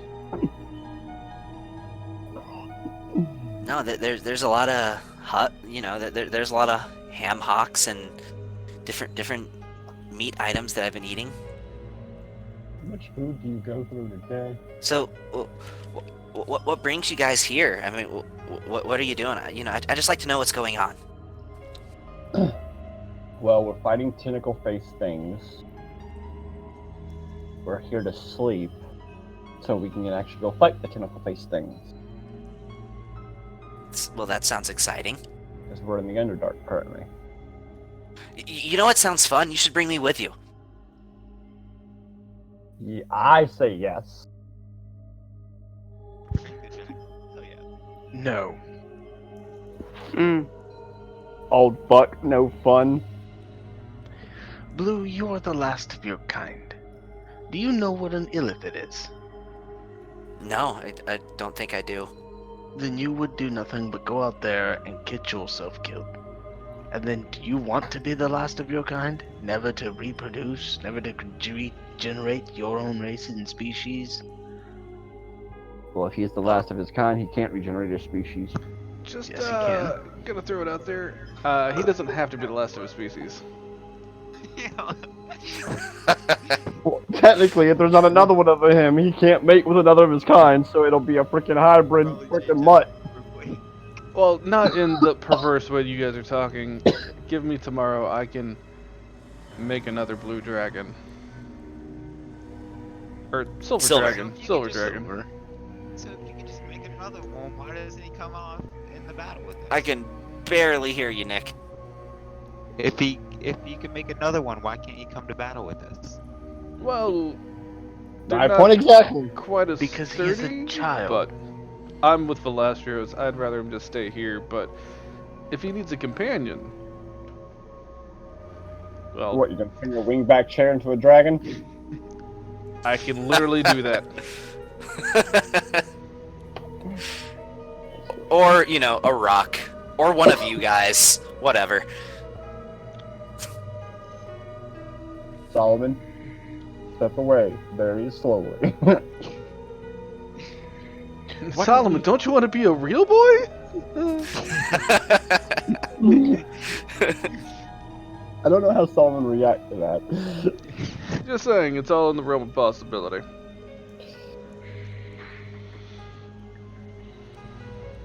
Blue, aren't you bored here by yourself? I am. That's why I want to fight some of these illithid things that you're talking about. See, exactly. Oh, well, I mean... No, Shoot, when you say it that way, let me rephrase this. No. Grumpy old man. Actually, I gotta say, I'm with Velastro's. Hey, Velasquez, you said you're gonna They'll make give a nod another to dragon, right? Oh, what was that? I said, hey, Velasquez, you said you were gonna make another dragon, right? Blue speaks up and says, I think it was Yeah, I think it was the elf guy that said that. yeah, that's me. Oh. Well, You don't even know his race. listen here, flame tongue thingamajigger. Hush. Let the adults talk.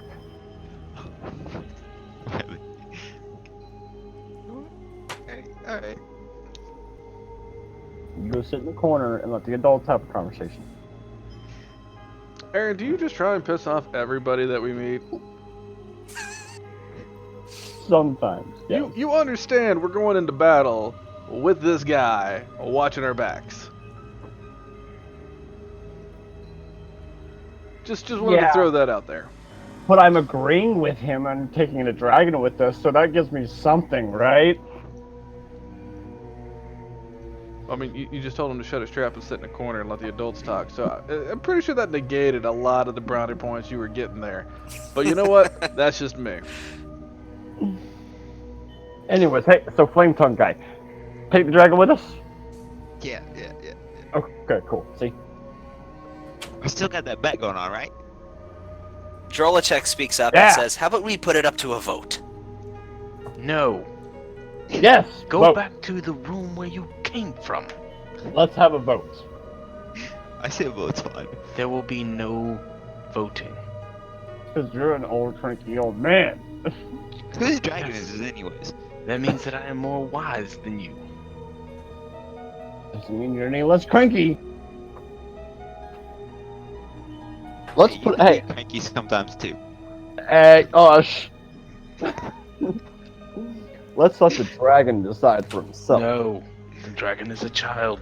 You already decided he wants to come with. There we go. Celia, help me out here. We just go get some sleep. And then we will discuss this in the morning. Celia, help me out here. Fuck. Had it your way, you wouldn't have to come at all. Exactly. Oh my god. Okay, so final plan for the evening. Sleep. Sleep. Before the sleep. Oh, Final plan for the evening. I cast second final plan. Wish, Hero's Feast. And what kind of meal are you creating? It can be literally anything you want. Oh good god, no one told me about that mess. A traditional turkey dinner. How's that? So like mashed potatoes, stuffing, whole nine roasted yards. turkey, stuffing, green beans, whatever it is. You have two different kinds of stuffing. You always have. I don't know why. Corn on the cob. Let's be traditional here. The yams with little marshmallows on top, and the jammy jams. Well, that just sounds delicious. I know. Canned cranberry sauce, because that's how that works. Because America, we can't make this homemade Damn at Martha. straight. We don't do Martha Stewart here. It's not a thing. So it'll have the shape of the can still in it. All right. Because of the party and the amount of people eat, we'll go ahead and go with at least two 22-pound turkeys. Enough white meat yeah. for everybody, at the minimum. So, Yeah. across So the traditional table? Thanksgiving dinner. Yeah. Okay, so across the table in the dining hall, you see that there's a nice spread, 2 large, very fattened turkeys with all the fixings: mashed potatoes, some stuffing, cranberry sauce. You know what? There's even a dish of some mac and cheese. Absolutely. Homemade baked mac and cheese. Yeah. Aaron's gonna reach Obviously. into None his of that they'll pouch. eat it. He's gonna pull out 2 plates, fling one like a frisbee over to Mr. Flame Tongue over there. Over to Phoenix. Here you go. Thanks. Hey, Aaron, I bet you can't eat more than the dragon. I'm sure I can't. Solid. Solid. As he pulls out and just starts cutting off a leg, puts it on his plate. I loads just his know plate. you're gonna have an entire plate, repeatedly, several plates of tryptophan. You're gonna sleep like fucking babies and be well rested and charged for tomorrow morning. And you're welcome. With plenty of carbs to go along with it. Absolutely. Don't forget the garlic rolls and the bread. Yeah, absolutely. Oh, there's all that. And Yeah, it tastes as delicious as the best meal you've ever had. It is great. Turkey's well seasoned, everything's perfect. Well, Phoenix, if you don't want to sleep in the bunk beds, you're more than welcome to lay your cot down in the library with me. I'll just find somewhere to lay my head. But I'm surprised Ophelia hasn't made y'all fat yet. Jesus. Only before battle do I cast this wish spell. It It's assists. great. Don't complain. At least it's better than what you're eating out of your backpack. Yeah, you could have rations that are Dried something. fruits, bread, jerky. Pretty much. Aaron's just gonna kind of like grab the turkey leg, rip off a piece of it, and walk back to the library. Oh, and it's juicy. So, alright, so at this point I'll give you guys the choice. You can either go with the temporary hit points you had before, or roll new ones. It's up to you. I'm keeping mine. Yeah, I think it'd just be simpler just to Keep it the same. Ditto. I'm just giving you the option. You can do either. Kevin, So- can you long rest all of us in the combat tracker? Yeah, I can. Okay, so Well- we don't have to do all that stuff. Before we go to bed, like as I sit down at the dinner table, I'm still gonna just take out my open notebook and continue jotting down notes, writing things, just working on my other little project, and yeah, then doing shit. doing shit, man, doing shit, and then at some point in the evening, I will step off into another room, sit down cross-legged. And I will turn into shadow form, and then I'm gonna cast Dream. Okay. Now, question about Dream. Does it require you to be on the same plane as the person that you're talking to? Yes. You are not on the same plane. You are on a demi-plane right now. But who do you know I'm casting it to? Oh, okay. What you doing with it? No, never mind. I just gotta be somebody I'm on the same plane with. Never mind.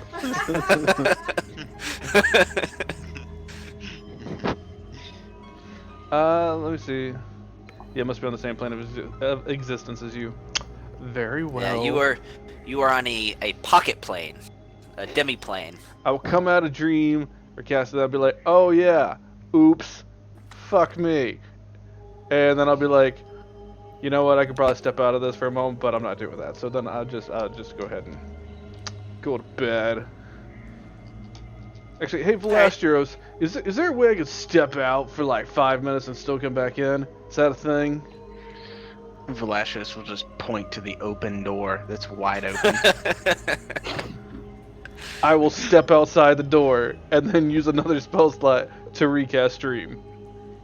Okay.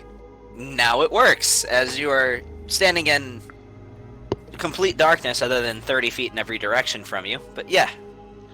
Alright, I need Quethalazask to make a wisdom saving throw, please.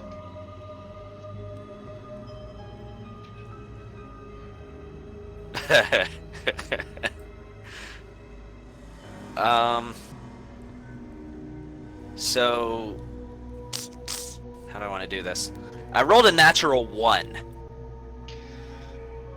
That's tough.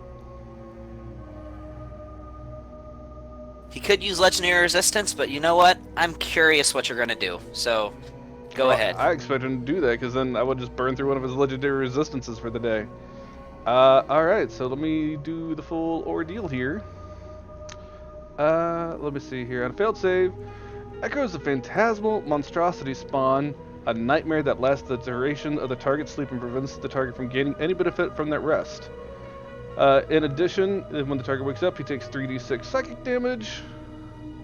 So he will take... Wow. Massive damage there, folks. And psychic damage, which he probably is resistant to as a fucking illithid, so yeah. But he gets a nightmare. And I'm gonna say, yeah, you know what? He's like, he's got a squid face and everything, right? So he feels like He does. He's sleeping, and then all of a sudden he opens his eyes and he's in a big sushi market. And guess what's on the menu, boys? Calamari. All illicit all the time. You got some Hiroshima, whatever his face is, like got a big old fish knife, and he's just chopping everything up, and he's just coming down the line. Ow. Okay. Well. Well, dang. All right. So he's gonna take a level of exhaustion then. Yes, and, he will. And if he burned yeah. any spells or whatever the day before, he doesn't get anything back. He gets no benefits from a long rest. Okay. And then after I do my little thing, I will continue. I'll go back into the door, and I will get comfortable in the wingback chair and get my night's rest. I slightly regret my decision to not use a legendary resistance. Okay. Alright. Alright, Aaron's gonna go sleep in his hammock. And you realize how tired you were, and you pass out within just a couple of minutes, almost immediately. Joy. But before I pass out, it's gonna be one of those praying to the gods again for guidance of any kind. Oh man, you were All bringing right. it bad. Yeah. Hold on.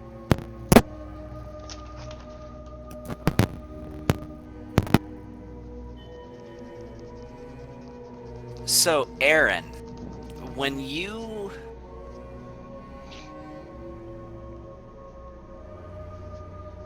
begin to have a sort of dream as your vision focuses on a white swirling void and a voice taking on a form that you can't quite make out, somewhat humanoid, but much more bulky and menacing than you would expect a regular human to be.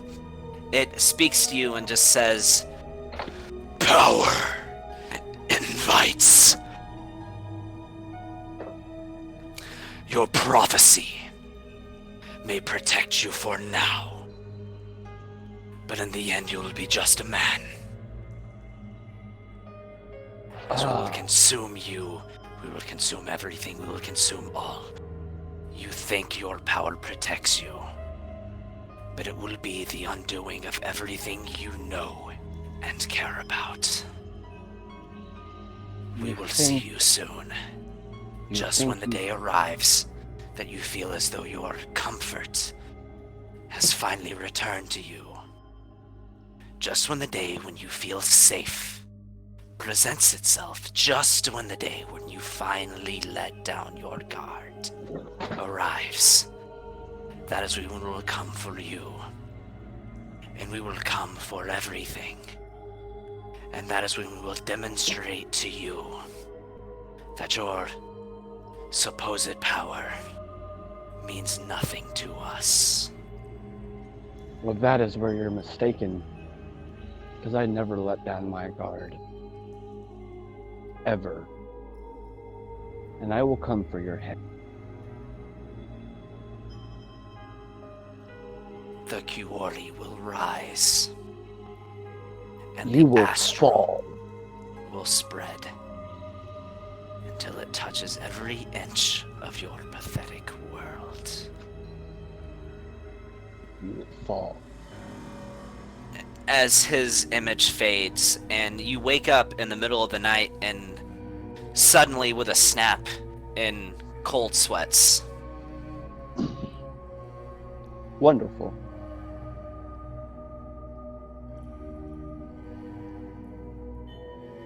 Lovely.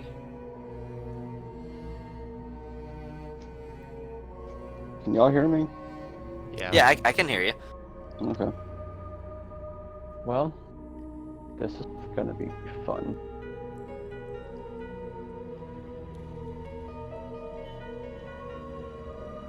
Aaron's just going to... He's just gonna shrug it off. Like it never really happened. And you've had nightmares like these before with a lot of similar imagery. In fact, you have them to a lesser degree, a much lesser degree. But this has been probably the worst I've had. Yeah, it's definitely the worst you've had. It's definitely the most vibrant, the most detailed of the memories that you recall. Typically when you have these nightmares, you're used to them. So it's the kind of thing where you wake up in the morning most of the time realizing you had a dream and able to recall some minor details of it, but not able to recall the whole thing. And this one, it's every bit of it is being recalled in your mind when you wake up as vibrantly as it was whenever it was happening. Do I know who it is? Do I know what the voice is? You don't know a name, you know a species, you know a creature, you know a race, an identity of generally what it would be, and that is a Kiwari spirit. It's a powerful god-like, but not completely god, not even like pseudo-god, but very powerful being that essentially manipulates the astral plane, that has absolute power of it. In fact, you being a Kalistar, very distantly, you can draw your heritage from the Kiwori. Mm-hmm. You've got just a touch of their blood coursing through your veins. Just a hair, just a smallest amount of it, but it's enough to where you're haunted by these nightmares on a regular basis. Right. Aaron's he's gonna be a little bit more worried, but he's gonna go back to sleep, and he's going to converse with the rest of the party in the morning. Immediately when you fall asleep again, the one line comes to you, and all you just hear it. You think you hear it, like it's almost like a message in your head where you're like, did I really just hear that? That says to you, there will be a day when the prophecy no longer protects you.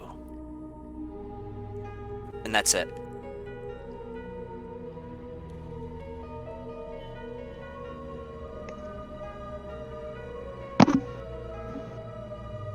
Mm-hmm.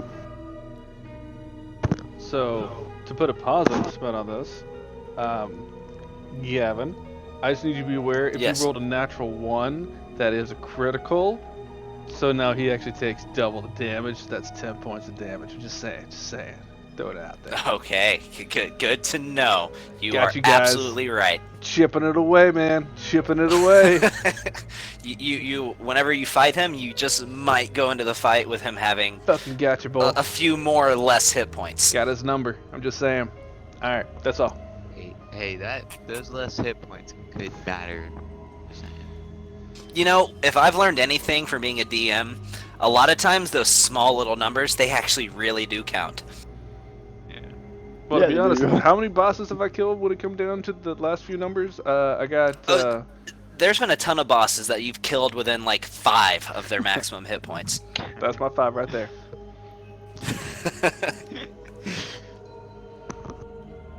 So yeah, just let me know when it's the morning. It is the morning. Let's go. And you wake up with not enough to where I'm going to make you take a level of exhaustion or anything, but there's a physical strain on you. You have a bit of a migraine.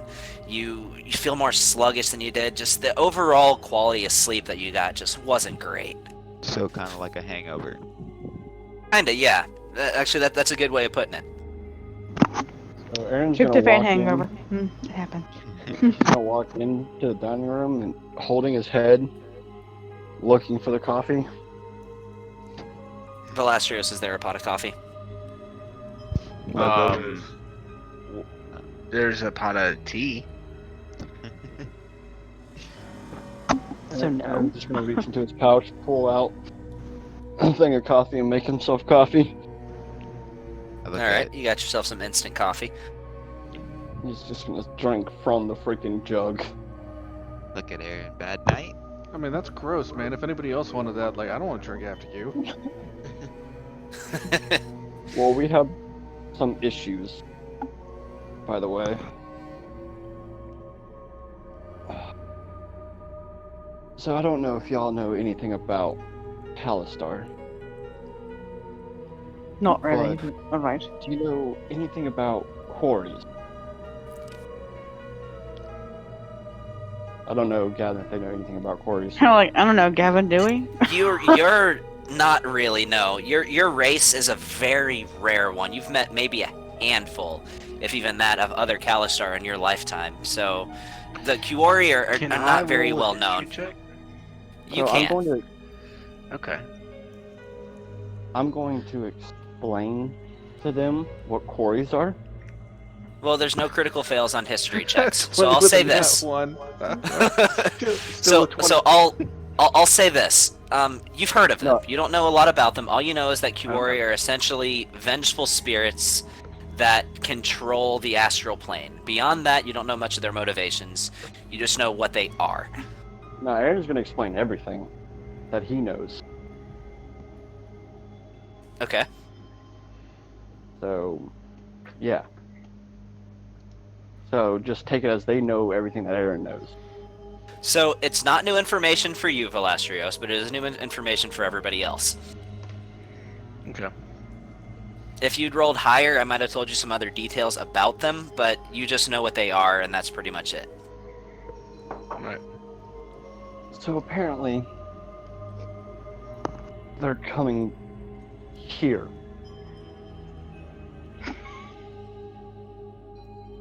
To another being trying to destroy this world. It'll be fun. Hey, can any one of you send a message to the astral planes? Any of you? Yes. I need to send you to send a message to my father. Okay, so here's the problem. 1, I don't know your father. 2, I can give you a name.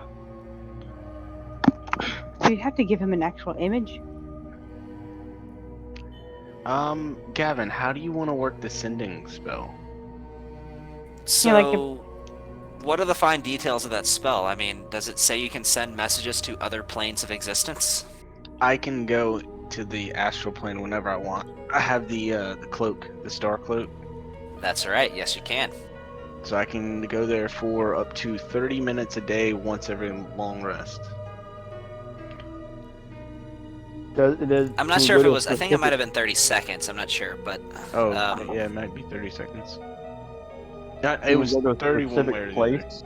Yeah. Or does it sit anywhere in the astral plane? I mean, if he's on the same plane of existence, he can send a message to anywhere, as long as you're on the same plane of existence. No, I was saying, can the cloak send him to a certain place? Within the ballpark. So this is my thing. It says a creature with which you are familiar with. I know in Critical Role, Jester does it just by like people will turn into somebody else, and then they'll show what they look like, and they'll imitate what they sound like, and give diagrams. But I mean, I don't know how familiar I can be. Usually, You would have to have an image and a name. Yeah. We've done the same thing with Scry, where like I've been able to scry on people that I didn't really know about, but I just had the general idea that they were here. Can I borrow your cloak for 30 seconds so I can go and send my father a message? Well, it does not work that way. Unless you know the sending spell, it won't matter. He's just using the cloak to get onto that plane, but he'll still have to be the one to cast that spell to get your father a message. Right, but if I can get to where normally where he is, I can get to him and give him the message. Now, I mean, a different plane is still a wide, vast area. I don't know how you're going to get to your father. The astral plane is much larger than the world that you're on right now. You said ballpark, so if I can get into the same town... Can you cast Disguise Self? I can. Well, why don't you just disguise yourself as your father and give me your father's name, and I can send him whatever message you want. Gotcha. Do you know Disguise Self? Yes, oh, yes I do. you do. Yes, you do. So I'm going to disguise self to look like my father. And I guess I will prepare sending. It was not one of the spells I was going to prepare today, but yeah, thanks for that. No, I'm just joking. But I do have to prepare it, so which means I have to take off. Well, I'm gonna take off Mind Spike. Isn't that a cantrip? Mind Spike? No, Mind Spike. I was thinking of another Mind spell. Sliver. There's a spell. Yeah, Mind Sliver. Yeah. Sorry, I've had like 3 margaritas, and one of them was rather large. Okay. So, you transform into your father for a second? Tell me his name. Yep. What's his name? And you're not able to duplicate him exactly, because I'm looking at the spell right now, but you're able to... His general appearance, what he might be wearing, you're able to duplicate some of his minor physical features, like his hair length, hair color, stuff like that, but you can't literally quite turn into him. but it's enough to Right. maybe increase Velasterios' chances a bit. His name is the same as mine. My Okay. mother named me after. So Aaron Black. Just send him that the Quarry are coming to Alarath. Okay. He will know how to get a hold of. Tell him that Aaron Black, his son, had a vision and that it is the Quarry are coming. Quick question: how many Aaron Black Kalistars are there?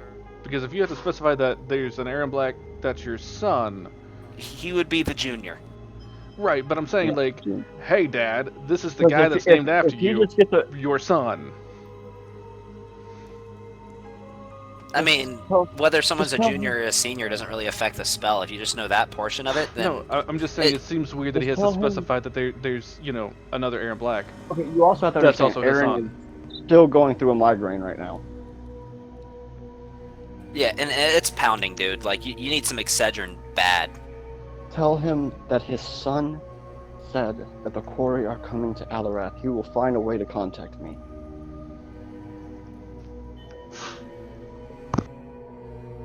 Okay. Is there anything else? That's it. Just Quarry are coming to Alarath, and that his son is sending this message. He'll find a way to contact. Tell him he also knocked up a chick. Yeah, tell me he has a grandkid on the way. Yeah, tell me he has a grandkid on the way. He might come sooner. Okay. At this point, Aaron's like searching through, trying to find a medical cabinet, trying to find something to relieve his headache. There's nothing like that. I mean, Oh, you I have an didn't- assortment of different teas, but it would depend on whether you would want to tell him that or not. So Robe of Stars, you can use your action to enter the astral plane along with everything you are wearing or carrying. You may remain there until you use your action to return to the plane you were on. You may use this cloak to be in the astral plane for a total of 30 seconds daily, so it's 30 seconds. Which And you would it's at need like dusk. 6. Not even at a long rest. It's at dusk, so it's like a full 24 hours. Okay. Well, I mean, you'd still have usage of it. Okay. So I will activate the Robe of Stars. Okay. So you guys see this, and as he does so, almost like a tornado vortex like appearance of just swirling cosmic energy for 2 or 3 seconds encompasses his body, and to the point where at one point you can't even see him until this vortex passes and he is no longer there. And I will cast Sending to Aaron Black Sr., and I will say, Aaron Black, your son says that the Kuari is on their way to what the fuck? Azarath? Is that it? Alarath. Alarath, yeah. The Kuari is on their way to Alarath. He needs your help. And your grandfather. Does sending allow for a response? Yes, it Yeah. does. Up to It 25 does? words. So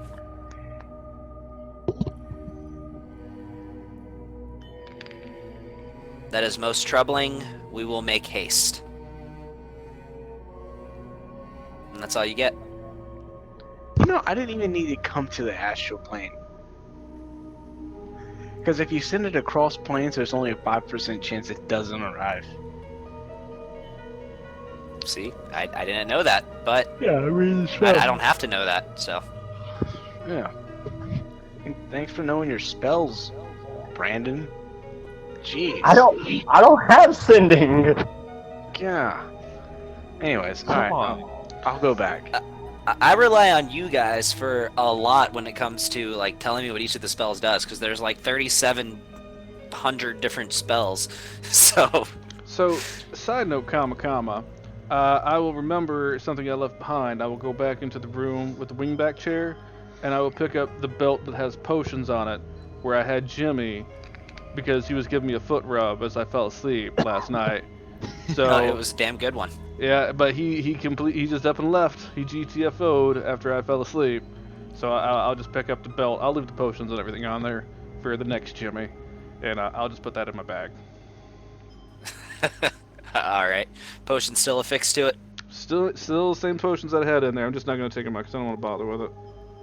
Gotcha. All right. And then I'll return and join everybody else. Okay. So you guys do know that rising in the morning that there's general snacks and food goods that you can get, like some smoked meats and like fruits and stuff like that. I hand Right. Aaron. Remember the dust that I pushed into my hand and Doro into a little pouch? I hand Aaron that dust. You hand him a pouch of what you gathered? Yeah, for when he gave it to me for the first time. Yeah, I just handed it to him. See Which if that- dust is this? Does this come from the tentacle? No, this is the Harrow dust. Harrowdy. Ah, okay. Yeah, hair dust, in case you want to snort some coke to start your day off. You Give me a think little I'm... headache. I just handed it to him. Thanks. You think I'm stupid, though? I don't know. As he puts it in his pouch. Oh, dude, if you got a headache right now, snort some Harrow dust, then You know what? Aaron pulls out a little bit, like, crosses it across his thumb, and... Ah! oh, really puts a pep in your step, man. We're good now, boys. Where's Velastros? Is he back yet? Oh, yeah, Velastros appeared. He appeared back. So what'd he say? What who say? My father. Oh,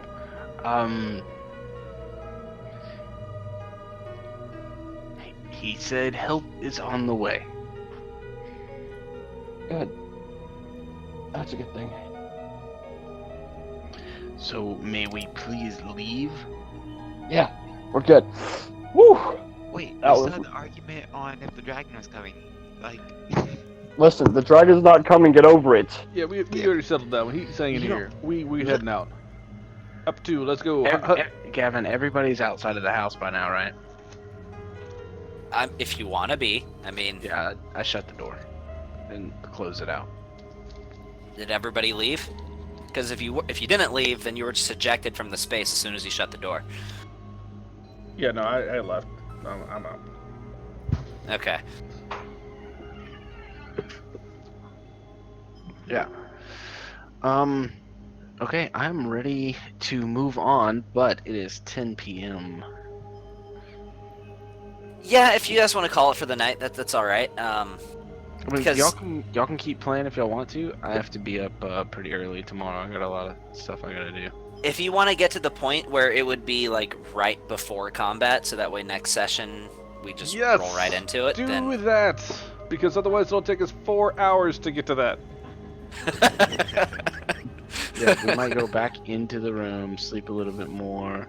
We are going. We are charging through. I mean, I'm good either way. Okay. I need to go kill something so I can get my next Jimmy. All right, I'm sans Jimmy right now. So for the next, we'll just for the rest of the session, we'll just make sure that when next session pops up, it's like boom, combat, 5 minutes. Like within the first 5 minutes. Okay. All right, so we are going. I am not leading the charge, but I'm sure somebody else is. So let's go. Aaron's So leading. Drolachek leads you guys for maybe 30 or 45 minutes. Oh, I will say I do have But- Arcane Eye up, but yeah. Okay, that's it. Until you start hearing like a bubbling sound, and beyond the corridor, you start seeing like an orange glow, and eventually some architecture begins to appear as you start seeing tall, skinny, spire-like buildings with spiky, stone-like formations near the top of it. Actually, yeah, that's pretty much it. one thing you do begin to hear as you start getting further along is like a chanting. Like you hear it in your head, yes, but also outside of your head as well, like an actual voices. Okay, Eric, That- let me know exactly how many Illithid are around me. That's right, you I would need know. I need the exact number. Let me pull up that. You know that because of your preferred your territory, right? Yep. Okay. So Underdark. So you got one. That's it, just one, guys. This should be pretty easy. No, 9. no, I get that. I get that because 10. of Primeval. Well, So there are 10 Illithid total that you are sensing, and you're somewhat. What's the range of that, no, by the way? no, it's because of my primeval awareness. I get. Oh, that goes for like a within mile, doesn't it? Within 1 mile of you. Okay, or, so I'll say- within 6 miles if you're in your favorite terrain, which I am. So how much do you get to discern about their identity?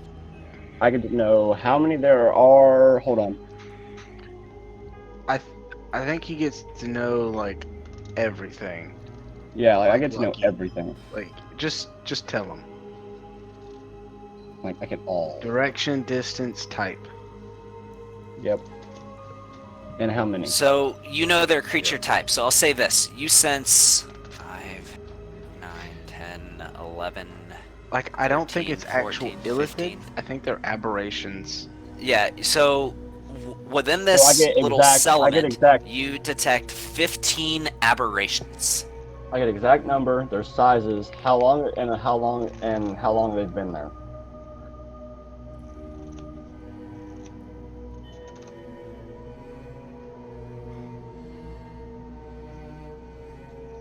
Uh, 14 of them.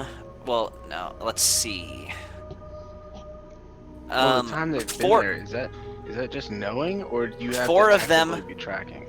4 of them are tiny. 4 of the aberrations you're detecting are tiny. Okay. 1, 5, 6, 7, 9. 9 of them are medium. 1 is large, and the other, one more, is gargantuan. Awesome. Uh, I know where the brain is. just out of curiosity here, I mean, I'm just on my arcane eye forward. Do I actually see what's going on? You're sending it all the way into the city? I mean, it's to the point that we can hear these things, right? Yes, I mean, you sense that you imagine they're still a good distance off. You can tell from the echoing, and it's not like they're right in front of you, but yeah, I mean, with how these caverns are formed, and Yeah, hey guys, if y'all are cool, I'm just gonna let my eye go ahead and scout ahead and see what's actually happening. And I'm gonna tell Suzuki what he's gonna see before he sees it. okay. So, what you see is one creature that you can see is like almost serpent-like. Is a large serpent-like creature with like a circular mouth, the kind of maw where it looks like it's just a full circle and there's just rows of sharp teeth, more than you can count, completely lining the entire circuit, like the entire diameter of what this creature calls a mouth. Hey guys, I'm gonna pick up the rest of this whenever the stream gets posted, but I got it dead. Alright, man. All right, man, that's fine. Alright guys. So Friday? you can see it has like 6 different tongues, a series of black spines that cover the entirety of this body. This creature looks like it's probably 40 to 50 feet long, and it's just coiled up like a giant serpent. Probably a good 10 to 15 feet behind what looks like just a congregation of Illithid that are all just chanting outside of a shrine.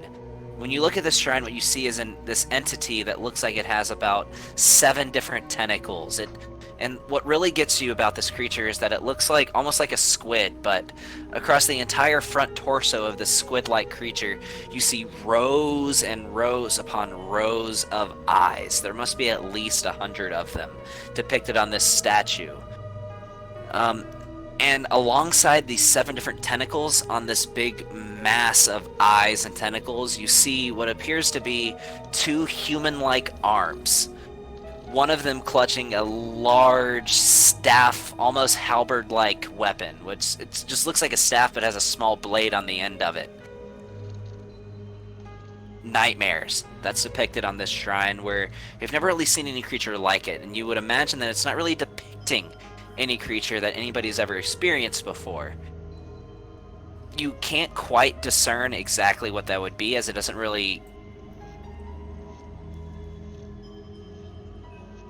But just a congregation of knelt on the ground Illithid. I mean, aside from the Illithid and the other creatures, like with all the research and whatnot I've done, do I know what these things are? What it is that's on the shrine that they're worshipping? Or the snake creatures and all that jazz? Really, Make any of a those things. make a history check. Anybody who would like to can make a history check. Do I get advantage? I would say not. Well, I don't know, but Azrael might have a good idea.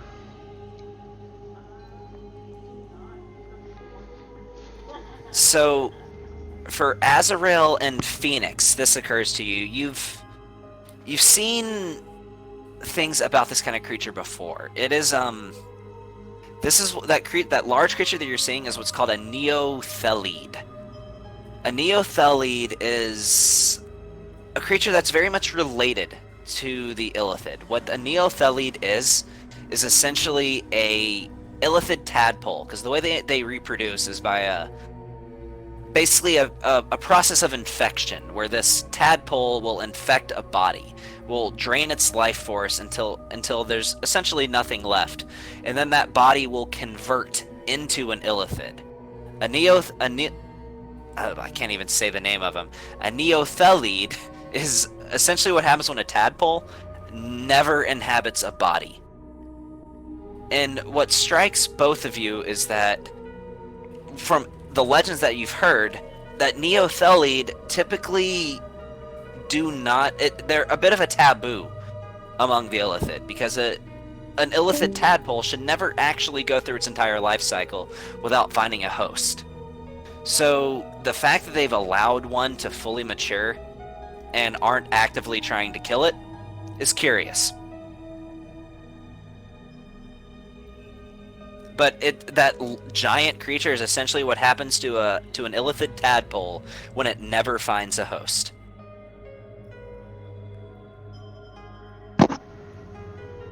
Solid. So, what about the shrine stuff? That, being a separate source and a separate creature, is going to require a different history check. Okay. Let's see what I get this time. Oh, I got Dude, 2 this time. And the fucking 2s. Wait. What? Ah! Oh, yeah! Strong with a 5.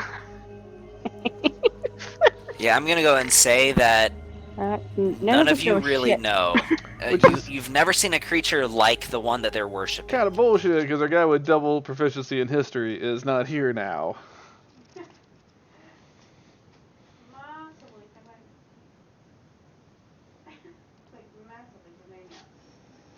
Velastrios informs the rest of you that the creature it is that they're worshipping, I've never seen really anything like it, but based on the fact that they are literally worshipping the creature, I would imagine that is likely the best portrayal of Zeus that they can imagine. So, one other thing, because I have actually seen him, is... I'll take a swing, I'm pretty sure it's not, but is Crathalas in this group? He is not. Yeah, I don't think he would be. Alright, what's the layout between them and us? Like, is there just like a long span of field between us? Is it like around some twists and turns in the cave?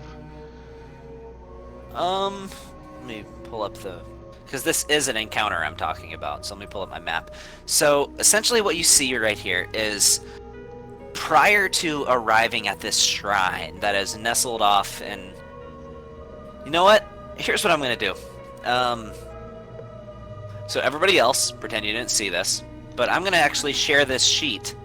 So that way Sean and Shiziki will know exactly it is what you're looking at. Is that cool? Yeah, it's just me and Nick. And yeah, so. Yeah. Alright, I'm gonna share this sheet. I'll forget it. I feel like 'cause I'm that'll brief. make things easier for me and the rest of you too, when you can actually have a visual of what you're looking at. Yeah, I mean, I'm gonna forget it by like tomorrow morning anyway, so it's irrelevant. Alright, so what am I looking at here? I see like a lava river. Yes, so the shrine that you were looking at, if you look to the southern portion, kind of nestled off, it has like the white circles, like 6 of them, in regular intervals. That is the shrine that you were looking at. Okay, so this whole thing right here, I gotcha. Okay. Yeah. And where are we? You are probably about 100 feet further to the left than the map actually goes. Okay, so. So we're off over in this little area. Gotcha. Alright, and what is the center terrain area look? Is this all like kind of flat land? Is it all like kind of... It's rocky, it's not exactly even, but it's pretty straightforward. Like, I'm not gonna... Places Like, to it's get... not difficult terrain. Yeah, no, but I'm more like, is there like places to get cover? Can we kind of sneak up, or is it like... No, it's... So any of those rock formations that you see would provide cover. Any of those sarcophagus-looking relics that you see scattered all around would provide cover. As well as if you see any of these square-shaped materials, like they look like ceiling tiles, kind of. Those are full spires, as well as the like octagon-shaped buildings as well. Those are spires. So those are full-size buildings. Like pyramids? That are probably at least a couple 100 feet tall. I can't quite get past there. But even so. So they're kind of like pyramids? Not really. They're more like towers. Like, let me put it this way: is a tower, like is the whole thing, like a giant thing? Oh god, my audio cut out again. Hold on. Cause it keeps doing that.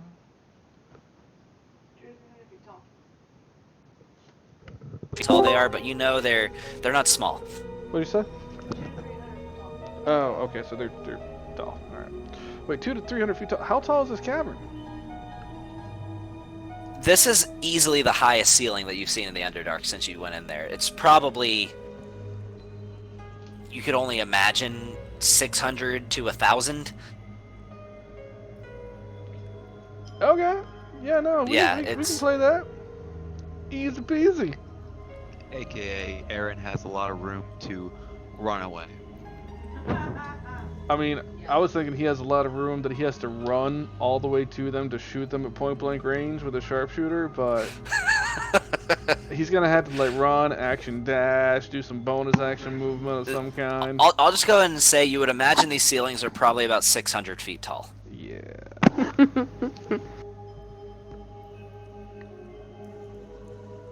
So this isn't a full city that you're seeing, but the architecture is very reminiscent of Illithid, of what Drolachek would have described to you. A lot of spininess, a lot of spikes, very like dark, like gunmetal tone to the stone that comprises this architecture. It's very ominous looking, almost like, I assume everybody here has played Oblivion, right?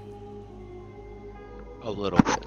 Okay, well yeah, it's like totes and stuff. Okay, well it's like it's like a Daedric tower, kind of. That's what I envision. Okay, I would know what you're talking about because I played Skyrim. Sort of. Yeah, it's like a Daedric tower. And its style, its architecture, its size, that's essentially what I pictured when I designed these towers in my mind. play Skyrim. That's the extent of my gameplay. Honestly, you should play Skyrim. It is a really fun game. Oh yeah, I grew up with PC games, so it was pretty much joystick or mouse or keyboard. So the whole concept of 2 joysticks and a tiny thumb with some, I could never get my aim right for shit. So Hey, mouse and keyboard is just subjectively better. I mean I'm all for game for Let's PC. not hear it from the man that thinks pineapple on pizza is not an abomination. It's delicious. Bruh, PC Master Race. I'm just saying. So if the game is really good, the graphics are fantastic, similar to a PC, I have You to know, I watch also Sean put play it. pineapple in my curry, by the way. Pineapple curry is delicious. Hey, Skyrim's graphics are great. Like, come on. Like, Right. Some of the Like- best.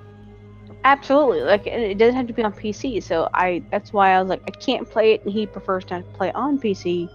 So I watched him play it on Xbox. That's correct, or is it PC4? Xbox. Yeah. Like, for a. Plotline was fantastic. I enjoyed it, for sure. But unfortunately, I'm like, where are we aiming? And I full on went retarded with my aiming. It's not a beginner game. Shit. So I gave up on that. Video gaming on anything aside from PC, it's not a thing for me. Oh no, I've been pretty hooked on. Anyway, we'll talk about this later. Squirrel. So, this is after the stream is cut. So Um, before we cut it, if we are pretty much done here, 3 things. I'm well, done okay. whenever you guys are done. 1, I'm going to turn invisible after I relay everything that I've seen. 2, at some point, I still need you to send me all the info on Big Me before we cut things. And Yes, 3, I will do that. she didn't get to do this at the beginning because we always forget, but Felia needs to roll for her artifact for the beginning and in the stream. So she And needs to roll since we twice. didn't roll at the beginning, yeah, go ahead and roll twice. Roll 2d20, but separately, not at the same time. Okay. And do I add a tick for every time she rolls? Was that the thing? No, every time she uses her Yeah, ability. So I every knew that, time, but I didn't know every if time it she was casts a roll. spell, Okay. and the target has disadvantage on that check, because of Bigby, she'll get a tick. And every time Bigby attacks and hits, she'll get a tick. She currently has 11 ticks. And every time Bigby uses his breath weapon, whether it hits or not, whether they succeed on the saving throw or not, she also adds a tick.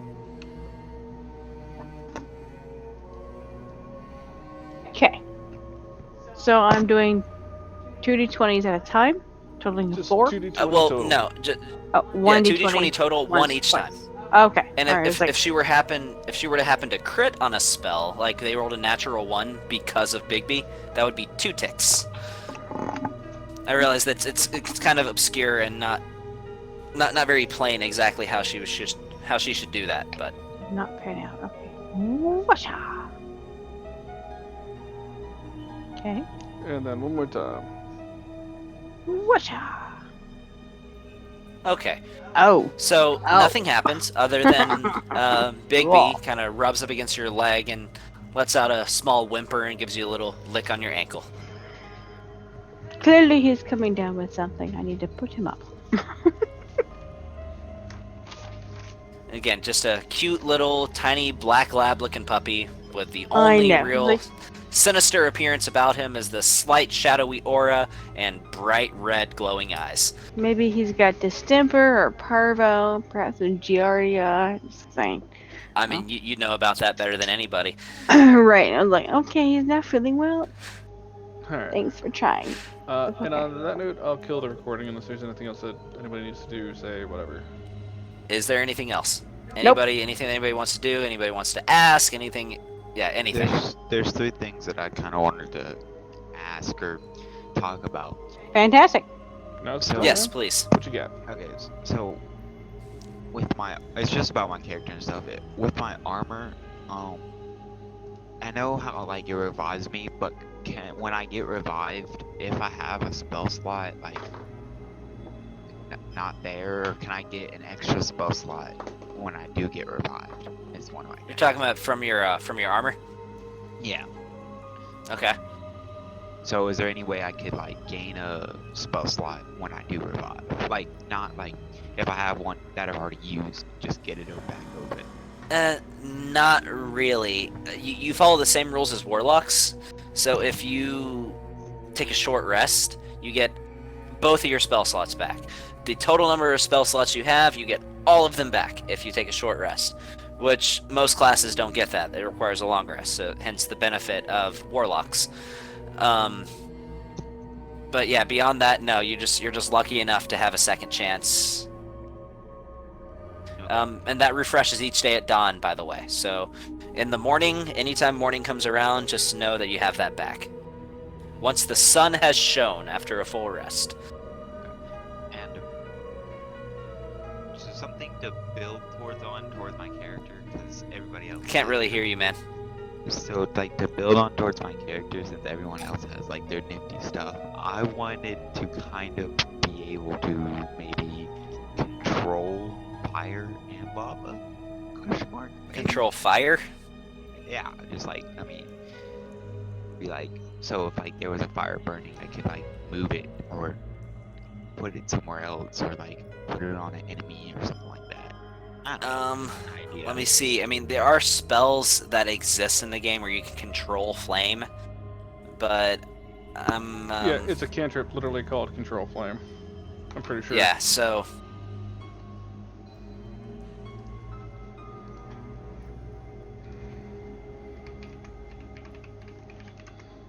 Okay. which produce flame, it's a decent cantrip.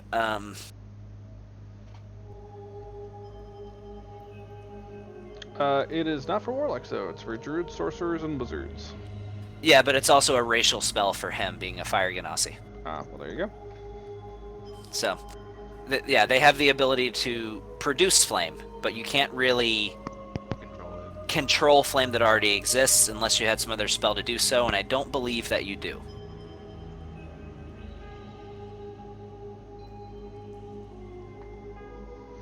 Alright, this one's more like his character development, so I'll go ahead and kill the There we go. screen. Yeah, All so